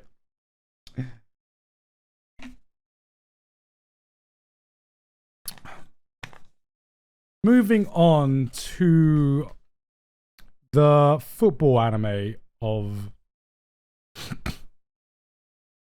Moving on to the football anime. This is C tier. It's C or D. It's really not that good. I was really disappointed.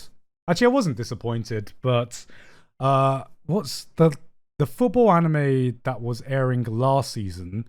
That's actually pretty damn decent, you know. We've gone from having no football anime. No, we've gone from having very, very few football anime to now getting like 3 football anime in 3 seasons. Cause Aoshi, that's it. Aoshi. Aoshi. That's it. Oh, the World Cup's incoming. Okay, that's why. I thought that everyone was just gonna shit their pants over Blue Lock, which is the football anime airing next season. And that one, I think, is going to be an amazing football anime. But Aoashi has really come out of the blue because I had never heard of that before last season. And that's a really damn good football anime as well. This football anime, fucking sucks, okay? I'm not going to say too much about it, but it doesn't disappoint me that much because there's if you need some football anime, you can watch Aoashi, or you can wait for Blue Lock. Both are going to be really fucking good. Next one. This was Kuzu Idols.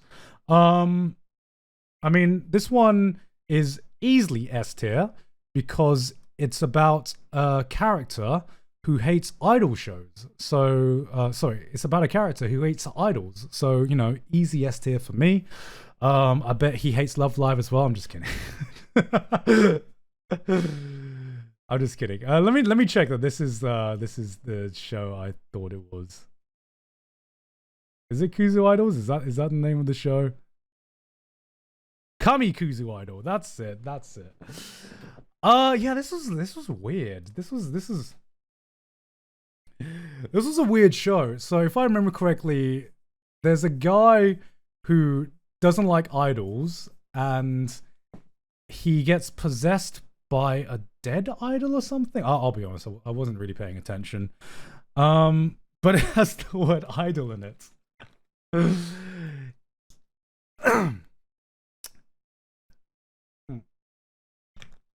I mean, I'm all for I'm all for idol shows where it shows the darker side of idols. Oshinoko is an obvious example of that side of things. One reason I'm not really a big fan of idol shows is just there's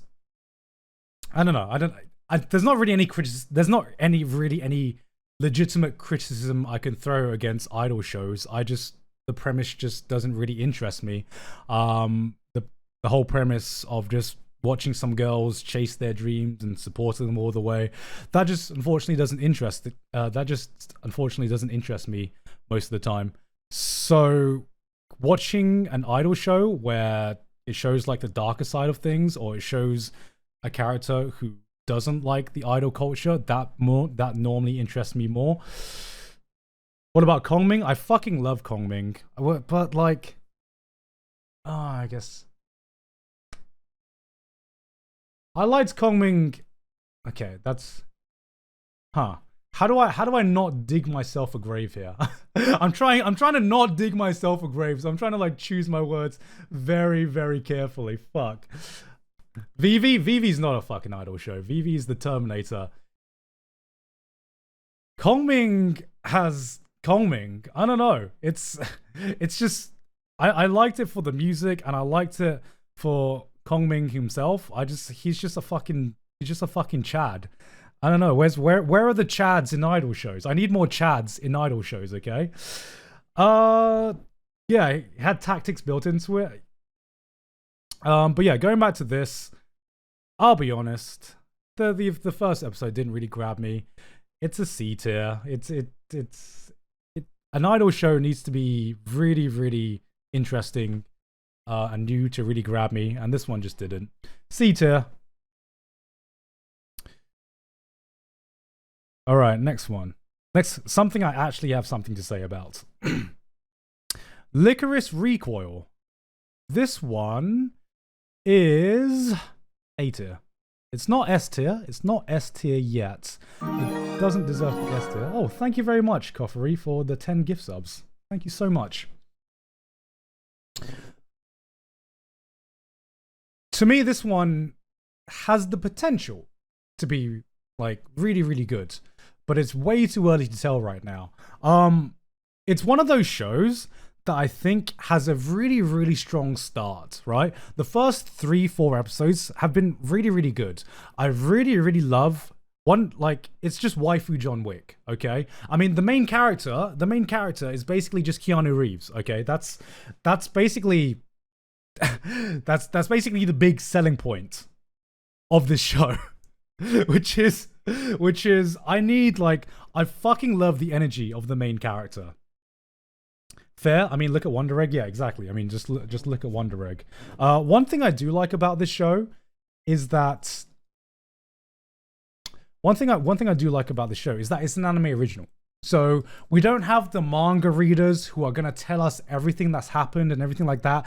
Having an anime original makes it like exciting, because I don't know what's going to happen next. Nobody knows what's going to happen next. But that's a double-edged sword, because that could mean it could be a really, really fucking good show, or that could also mean that it's a show that has a decent start and then it just fizzles out. I've seen that happen so many times in my career of doing seasonal charts and seasonal rundowns. I've had so many shows where I'm like, guys, this show is gonna fucking slap. It's an anime original. It's gonna be amazing.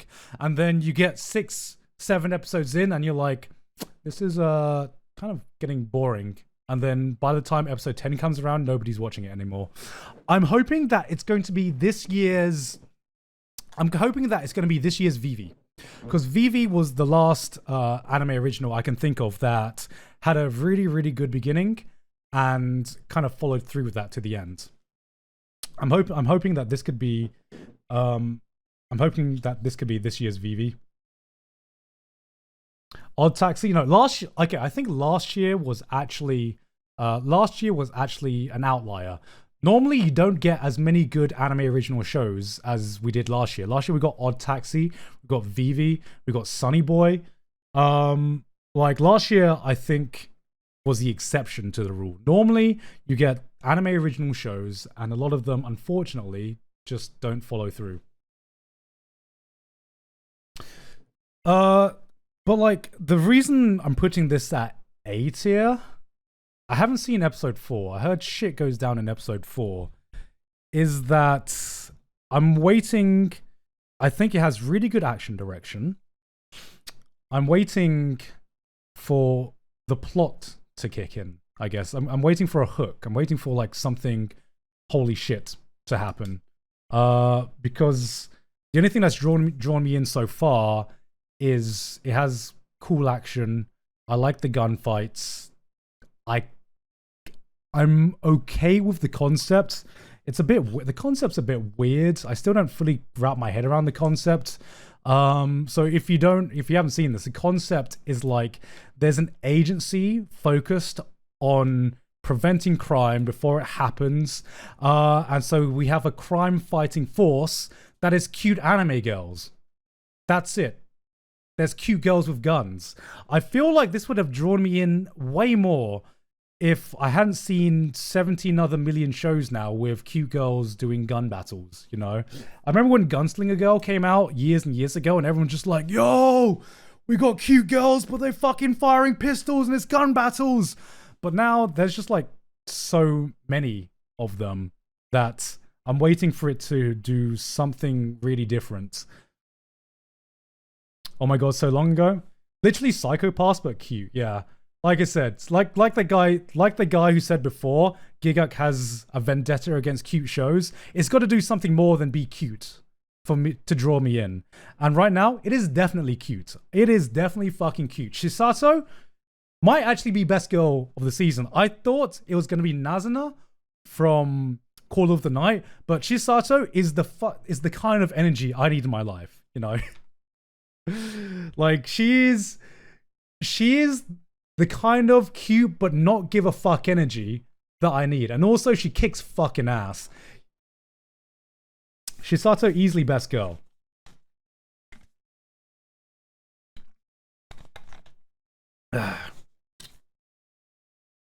Sydney energy? Nah, it's not. For once, I can say that it's not Sydney energy. Sydney is nowhere near as bubbly as Chisato is.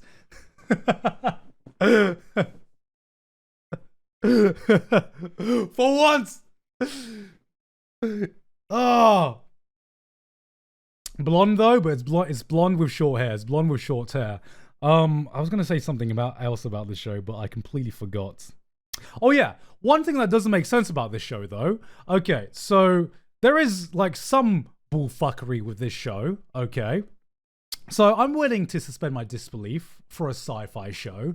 Okay, but how does this make sense? So Chisato's gun has armor-piercing rubber bullets. Armor-piercing rubber bullets. Now, I don't even need to be American to tell you that that makes absolutely no fucking sense.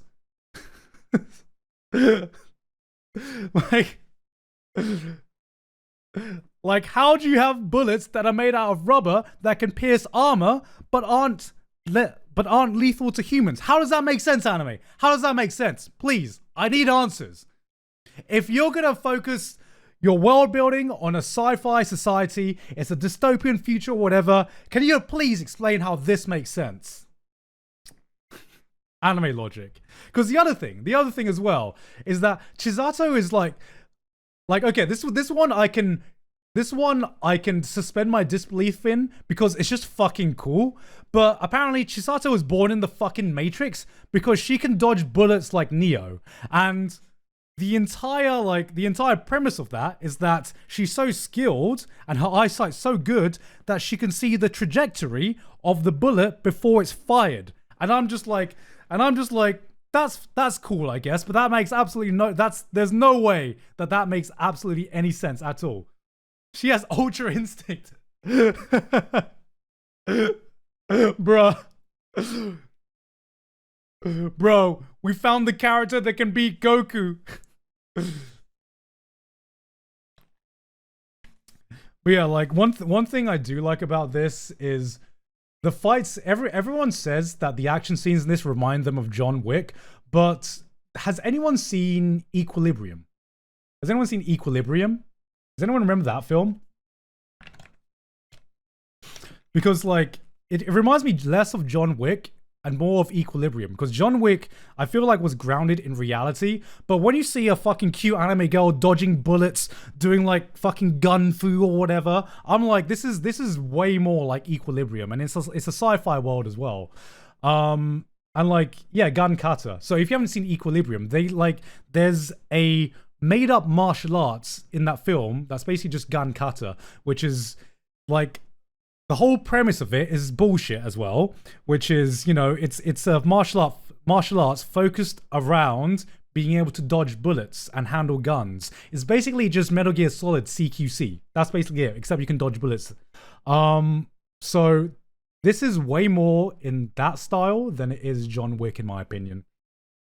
But yeah, wait to see how this progresses. It could go up to an S tier, or it could easily go down to a B or even C tier, depending on how the next few episodes pan out. So yeah, I'll keep it at A tier for now, just for potential. This show, Teppen, I'm just gonna skip this one. This was I don't really have anything to say about this. It's a D tier. It's not that good. There's nothing to really say about that one. It's the comedian. It's the cute girls do comedy one, and it wasn't funny. So I'll skip that one. Lucifer and the Biscuit Hammer. Sorry. This is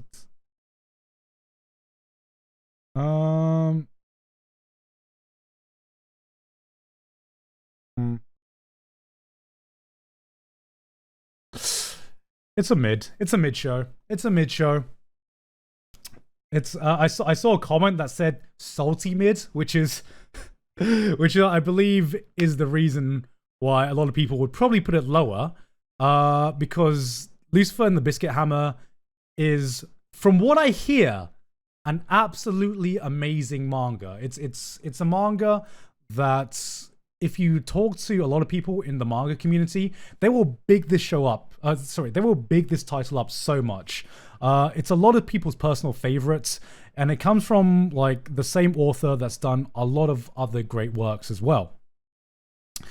Unfortunately, there's not much for me to say about this aside from the fact that it got the Queen Bee it got the Queen Bee treatment. Okay, that's the best way I can word it. I have not read the manga yet. I've not read the manga, so I don't know how good the manga is. But I watched it, and I thought it was like pretty interesting, actually. I thought that it was a show that had potential, but I also thought that there was a lot of it that was just mediocre as fuck. Queen Bee treatment. But yeah, like, what watching episode 1 has done for me is it's made me really, really interested in the manga, and made me really interested to see what's so great about the manga, because I thought it was unfortunately one of those shows where the animation was just janky as hell. The action scenes just looked bad, if I'm being honest. But the premise seemed interesting, and the vibe seemed interesting, and some of the music was good.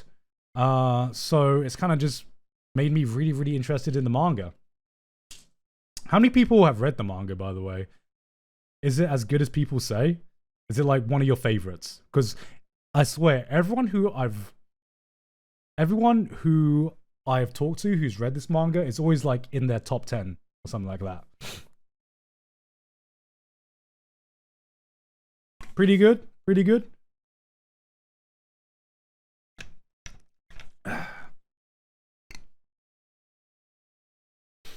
What's the premise? Man, how can I even like... I'm just gonna read the synopsis because it's a pretty weird premise. Like I don't know if I can do it justice. What's the premise say on here? Where is it?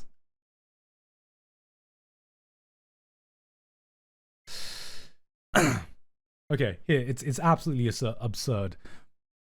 One day, unremarkable college student Yuhi Amamiya meets a talking lizard who asks his help to save the world from a crisis.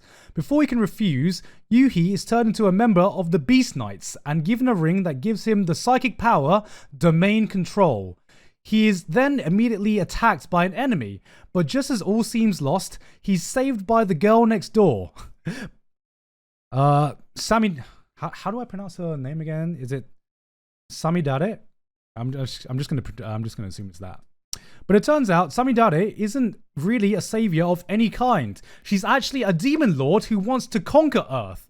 Drawn to her absurd strength and evil charms, Yuhi becomes her devoted servant and acts to support her wicked schemes. Yeah, that pretty much sums up how much I understood the plot from the first episode. It's just crazy. It's one of those crazy shows. Kind of remind me of, again, like when the hammer appeared in the sky. Because for some reason the hammer appeared in the sky in the first episode. I was just like, oh, this is giving me like Fooly Cooly vibes. By just like how fucking random it is. And just fucking... And like... words. I can't say words. Yeah, there's a hammer that appears in the sky. And I'm just like, oh, it kind of reminds me when the iron just appeared in Fooly Cooly or some shit. But yeah, it's a B tier. I would recommend you guys read the manga, as I'm probably going to do as well. I would highly recommend Spirit Circle by the same author. That's another show as well that everyone recommends. It's this and Spirit Circle and the other show that he's made as well. I haven't read any of his works, and I probably should read some of his works, shouldn't I? Because he's so highly respected in the manga circles. This one is... This one's another B. It's mid. It's Science Saru. It has potential to be good, but it's just not catching my interest. I'll be honest. It's... If you don't know Science Saru, it's the studio that made... Sorry. The studio that was made by Masaki Yuasa. So it has a... very, very unique art style and everything like that. The best way I can describe this is Masaki Yuasa does the metaverse. What's the premise for this show? Let me read the premise for this show quickly, because it also had... The only thing I noted down when I was watching this show is that is that this is just the metaverse.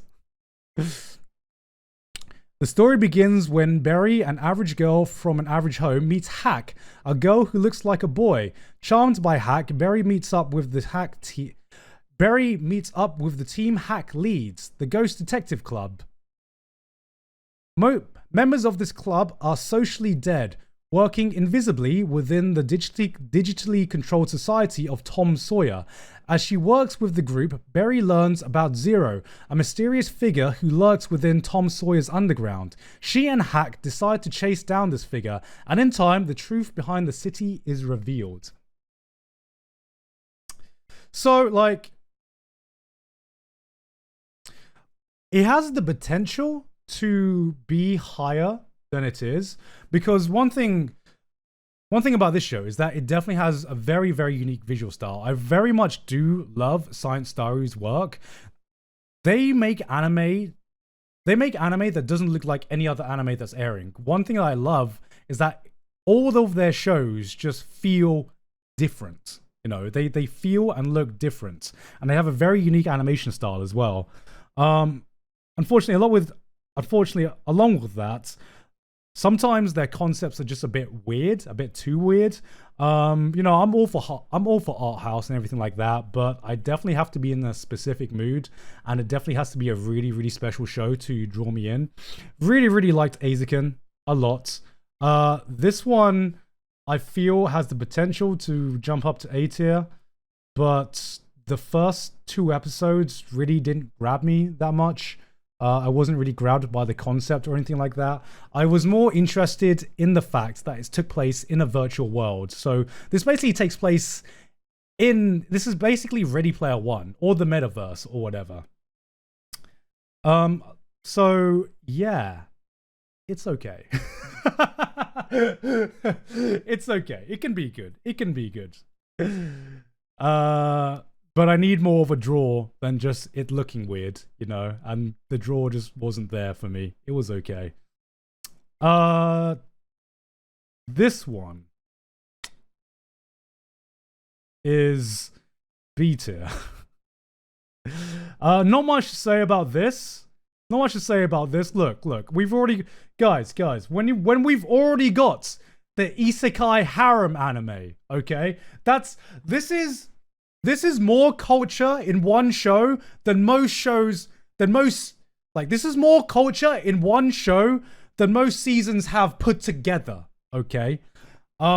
This one has a big tittied Onesan succubus, and if you want to watch an ecchi show with a big tittied Onesan succubus, then you can go for it.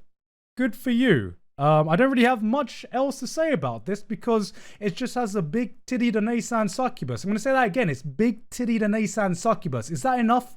Is that enough of a draw for you to watch this show, Big Tittied Onesan Succubus? Because if it is, then please watch this Big Tittied Onesan Succubus show, because it's a show for people who love Big Tittied Onesan Succubuses. You've changed, man. Look, all I'm saying is, I'm not going to watch this show. But if the doujinshis are out, that's a different story. Okay? Yeah, that's pretty much it. That's pretty much it. I would probably be more interested in it. If my culture meter wasn't already fully satisfied by the Isekai Labyrinth Harem anime, okay? My culture meter is already fully satisfied. I don't need anything else, even if it is a big tittied Onesan succubus. All right, moving on to Engage Kiss.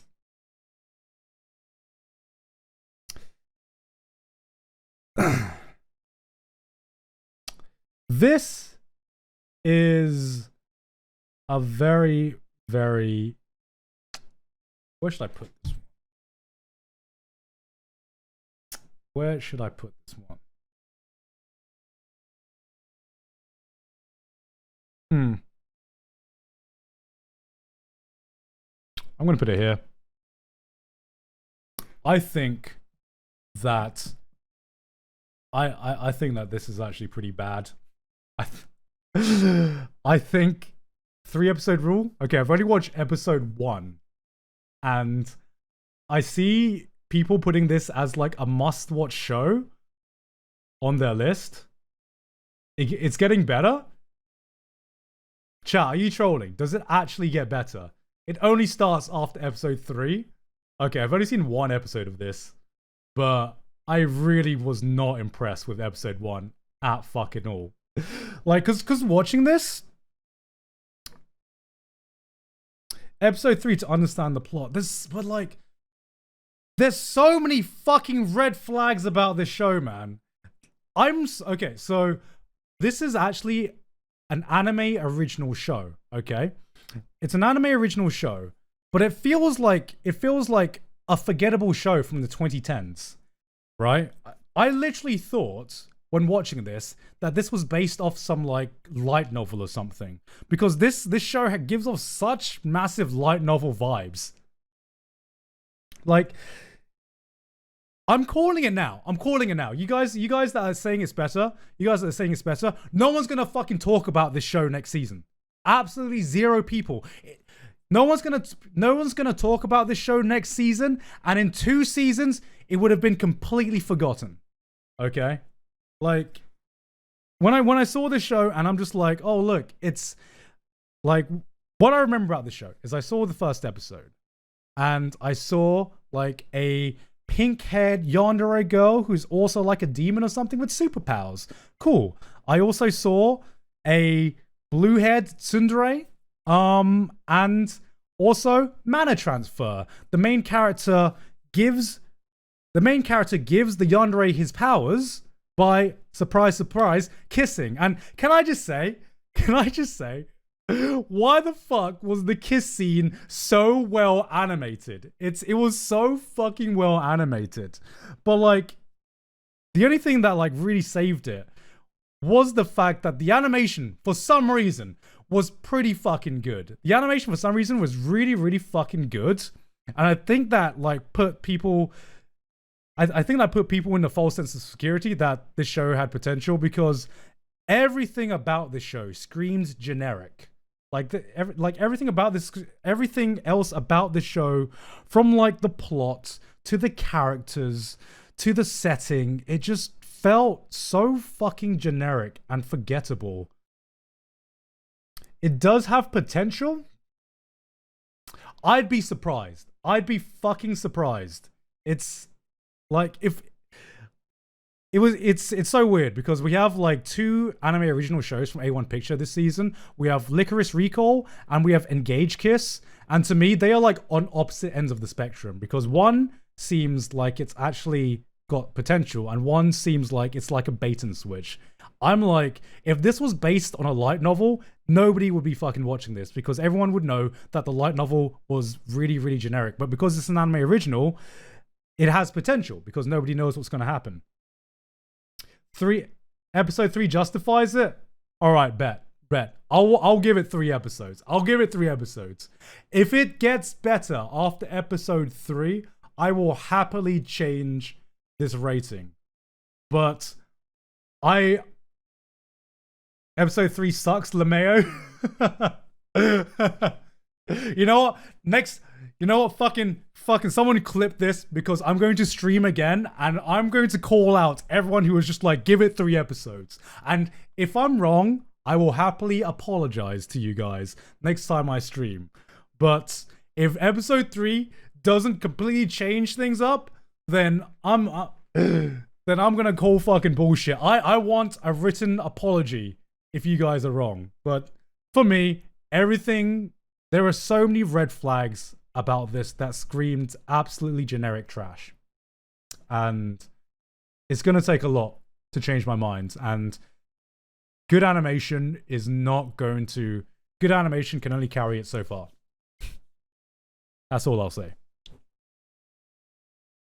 Nah, it gets good at episode 20, trust.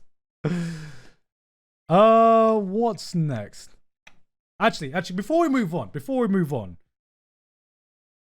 one thing about this show that really, like, I don't know why. One thing about this show that really confused me was, why the fuck are all the girls falling for this guy? The show opens up with these 2 girls basically just taking care of this guy, even though he's a deadbeat with no job. And basically, he's a deadbeat who's basically got no money, and he's like the most boring, plain motherfucker of all time. Like, what the fuck? It gets explained in episode 3. All right. I want to watch episode 3 so bad now, just to see. I can't wait to watch episode 3 now. Just to see. Literally every isekai. Yes, it is literally every isekai. You're not wrong about that.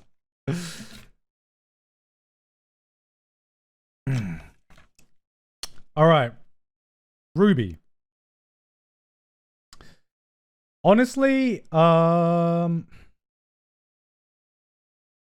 B. What impresses me about Ruby is more the fact that it got made as an anime, and it's a Ruby anime by Studio Shaft, and like with association with Geno Ibuchi. That absolutely just blows my fucking mind. And one other thing that's impressed me is that it has some of the best animated sequences in this season. Actually, some of the cuts, some of the singular cuts, like that first fight with Ruby and the robbers, I was just like, holy shit! Am I watching Ruby right now? Am I fucking watching Ruby? Holy fuck!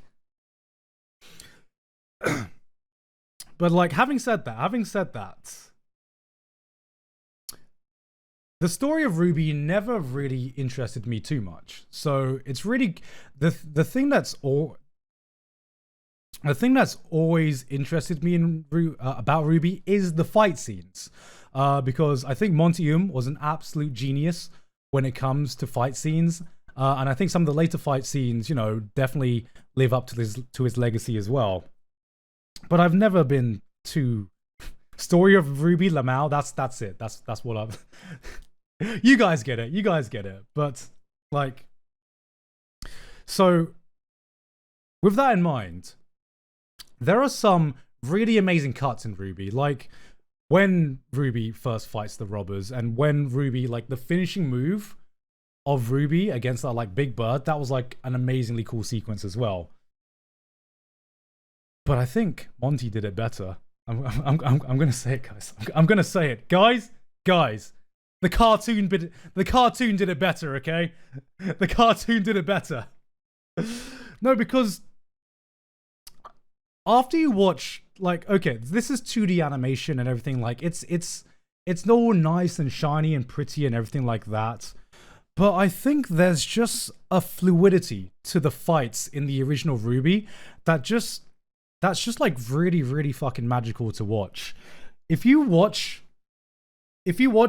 compare the scenes side by side, and I'm not really always down to compare like, oh, this adaptation versus that adaptation.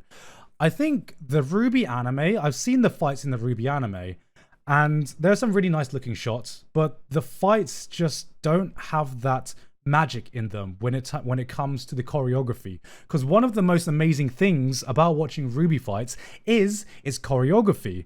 But seeing some of the fights, especially the Nevermore fight, it just seemed like a very standard anime fight.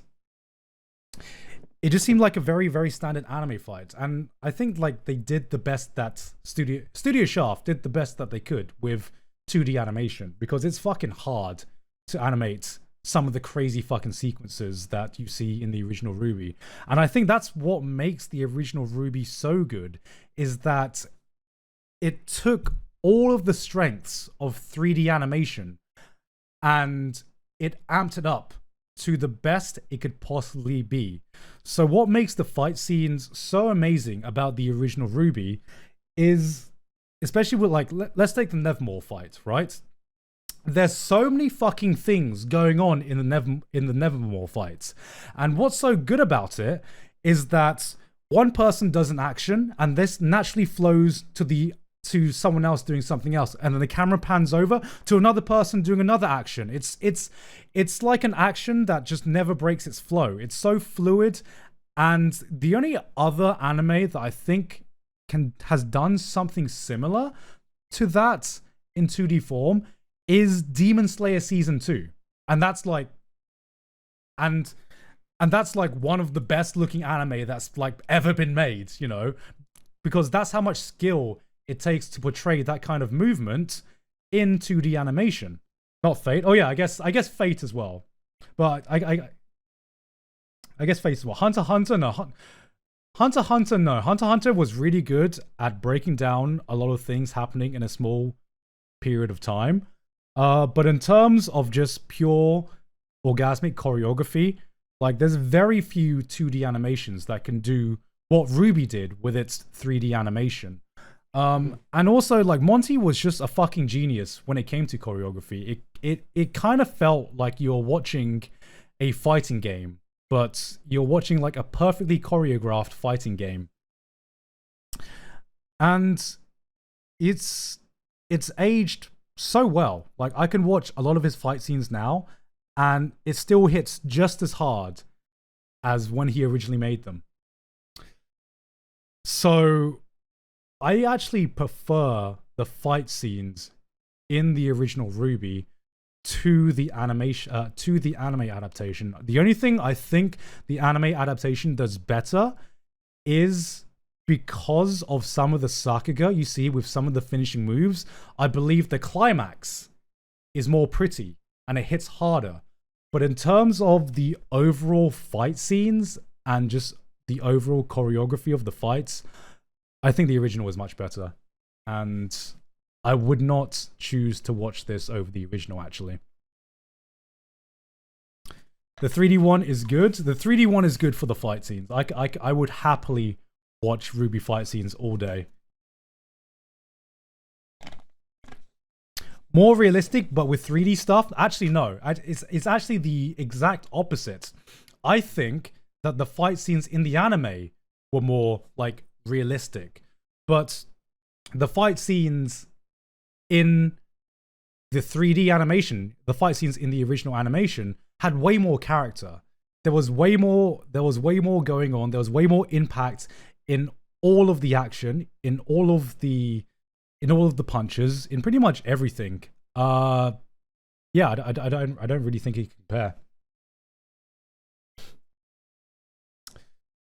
Imagine not talking about the music. I mean, it also had really fucking good music. That's all I can really say about it.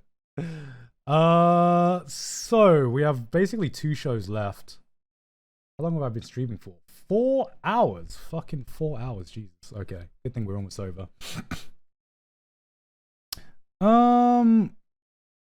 This one, I watched this one this morning. This one was just fucking weird. Right? Has anyone seen this show? Did anyone watch this show? What is the appeal of this show? What is the fucking appeal of this show? It's so weird. So, let me break this show down for you, from what I can remember. S tier? You guys are trolling, right? There's no fucking way it's S tier. Because this isn't even like a cultured show or anything like that. Only 1 episode so far. So, this spoiled rich kid decides to fire all of his maids and servants because he don't need them anymore, and he just decides to live in his massive mansion by himself. And then suddenly, out of nowhere, a maid shows up, and she's like, "Oh, can I help you take care of this mansion? I'll literally work here for free." And he's like, "No, I actually don't need you." I think his exact words were, "I'm a rich boy. I don't need no maid," or some shit like that. I can't actually remember. but then this maid was like, "I'll literally work for free. I'll fucking work for free." And so the show is him trying to figure out why this maid wants to work for him. Like that's the show. That's the show. It's a sussy maid. It's a sussy dark-skinned maid. But yeah, I don't know. I don't get this show. I don't get this show. What this show felt like was a Shota Dojin without the Dojin part. You know what I mean? I was waiting for something sussy to happen, but nothing sussy did happen. It was a Shota Dojin setup without any of the Dojin part of it. So I guess it's just like another wholesome show kind of thing. I don't know. It's a cutesy show. It goes with the rest of the cutesy shows, I guess. It's a B tier. It's one of those shows where I'll watch a few episodes, I'm like, that was cute, and then I will not remember it at all.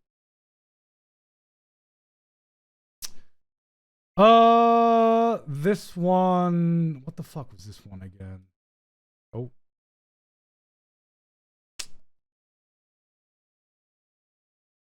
What the fuck was this one?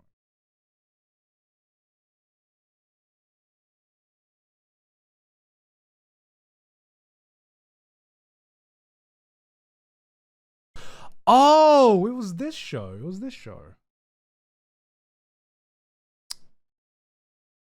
So this is another cutesy show. Okay, this one was weird. So this is coming from, I believe, the same character designers, the same character designer as ReZero or something like that. Because when I saw this poster, I was just like, oh my god, it's fucking Sagari. It's the Eromanga Sensei. It's the fucking Eromanga Sensei. But this one's a gacha game adaptation. It's basically just Little Witch Academia, okay? It's Little Witch Academia except more K-On! That's the best way I can describe it. But like, something weird happens, okay? So imagine K-On! You have a bunch of girls who are drinking tea, but they're also in a witch academy to learn magic or whatever the fuck. And it's just a very, very nice, comfy, cutesy show for like 20 minutes. And then suddenly, after 20 minutes, you see massacre. Suddenly, out of nowhere, there's a scene where someone is just massacring a bunch of people. I shit you not. I fucking shit you not. And I'm like, what the fuck is going on? I literally got whiplash watching that scene. So I don't know if it's gonna do like a fucking Madoka Magica kind of thing where, oh, it's a cutesy girl show. Oh wait, not really. It's really a dark show. But I don't really have much high hopes because it's a gacha game. And let's be honest, guys. Let's be honest. We don't play gacha games for the story unless it's Fate. So I'm gonna put this in C tier. I'm actually going to put this down to C tier as well. Honestly, a lot of these are very much on the line, you know. a lot of these are on the line. But yeah, that's pretty much it. That's pretty much it. That's every show on this tier list, right? Let me see if there's any final edits I should do.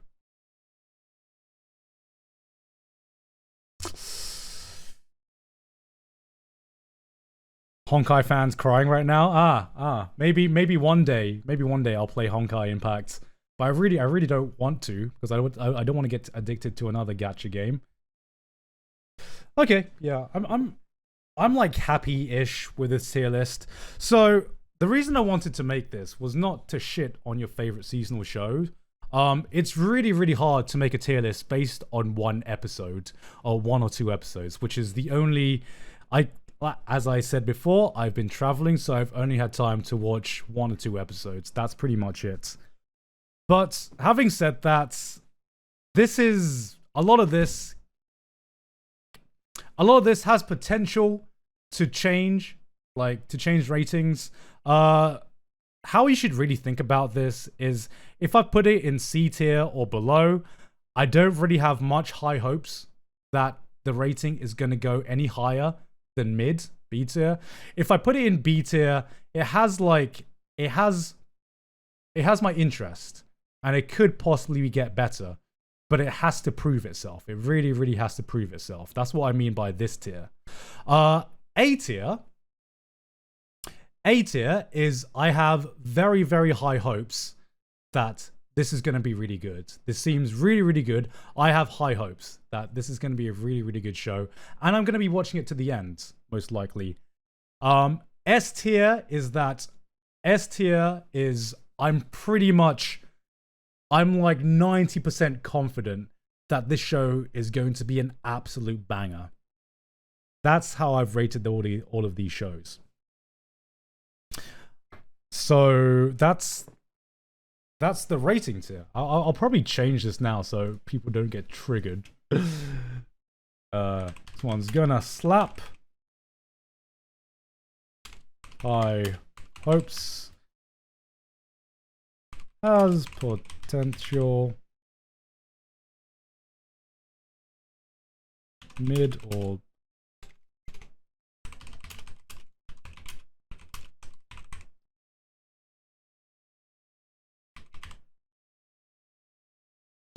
Hi, Love Life fans.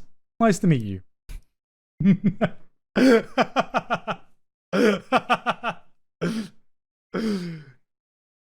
You know what? I'll happily trigger Love Life fans till the day I die. If I can make Love Life fans cry, my day just gets a little bit better.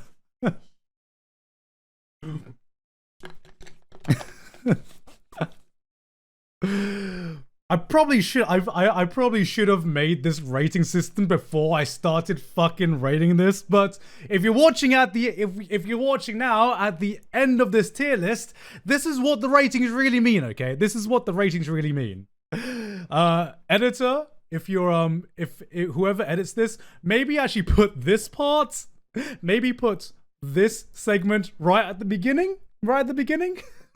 Because I'm a fucking idiot and I didn't explain this right. I didn't explain this. Because I'm an absolute idiot. But that has been my tier list for the summer 2022 anime chart.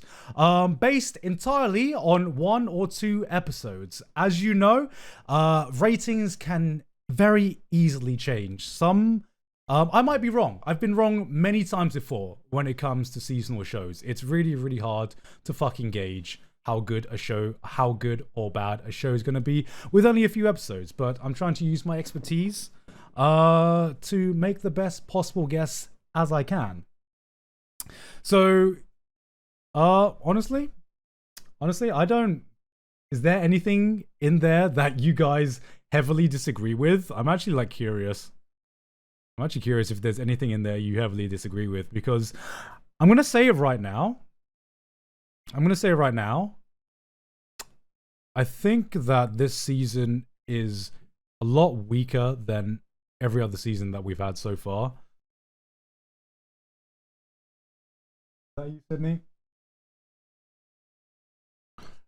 There's only like very, very few shows. I don't even like... Let's take Summertime Render out and this show out, because this show is like actually just H tier in disguise. Like, aside from Made in Abyss and I swear to God, give me attention. Streaming, Sydney. What, you want me to go to bed? Is that it? No. Is that it? God.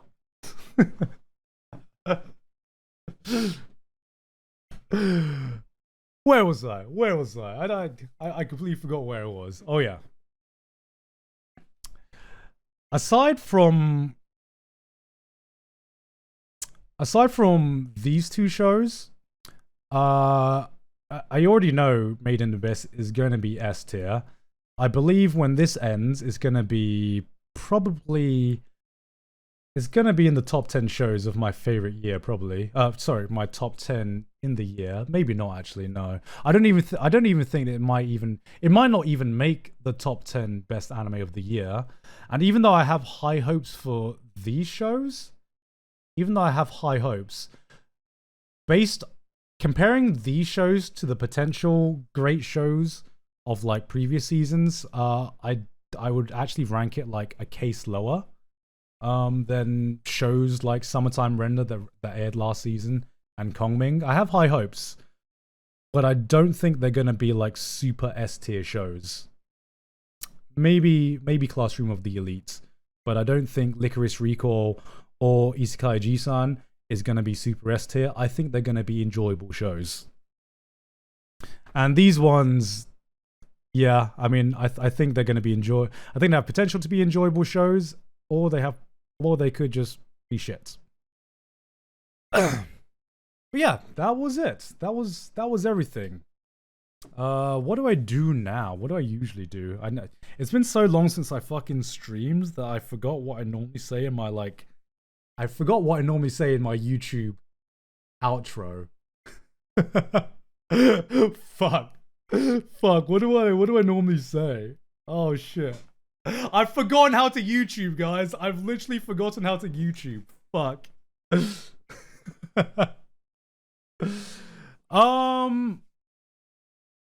Alright, okay. Chat, I'm gonna do this YouTube outro again. I'm pretty tired right now. So I'm like trying to muster up all of the energy I have to remember how I do YouTube outros.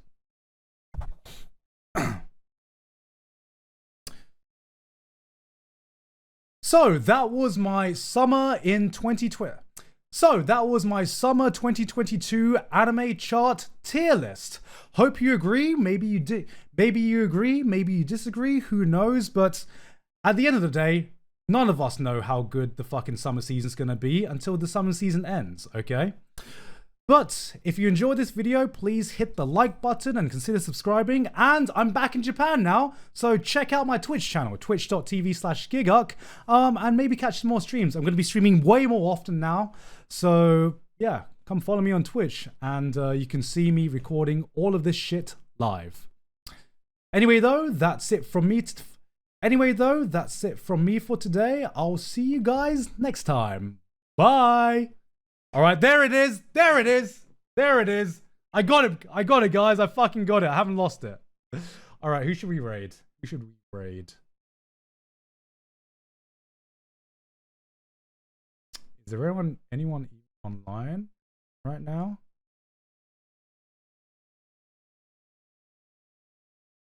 Okay, let's wait, I'm not following Reinho? Why am I not following Reinho? All right, let's follow her.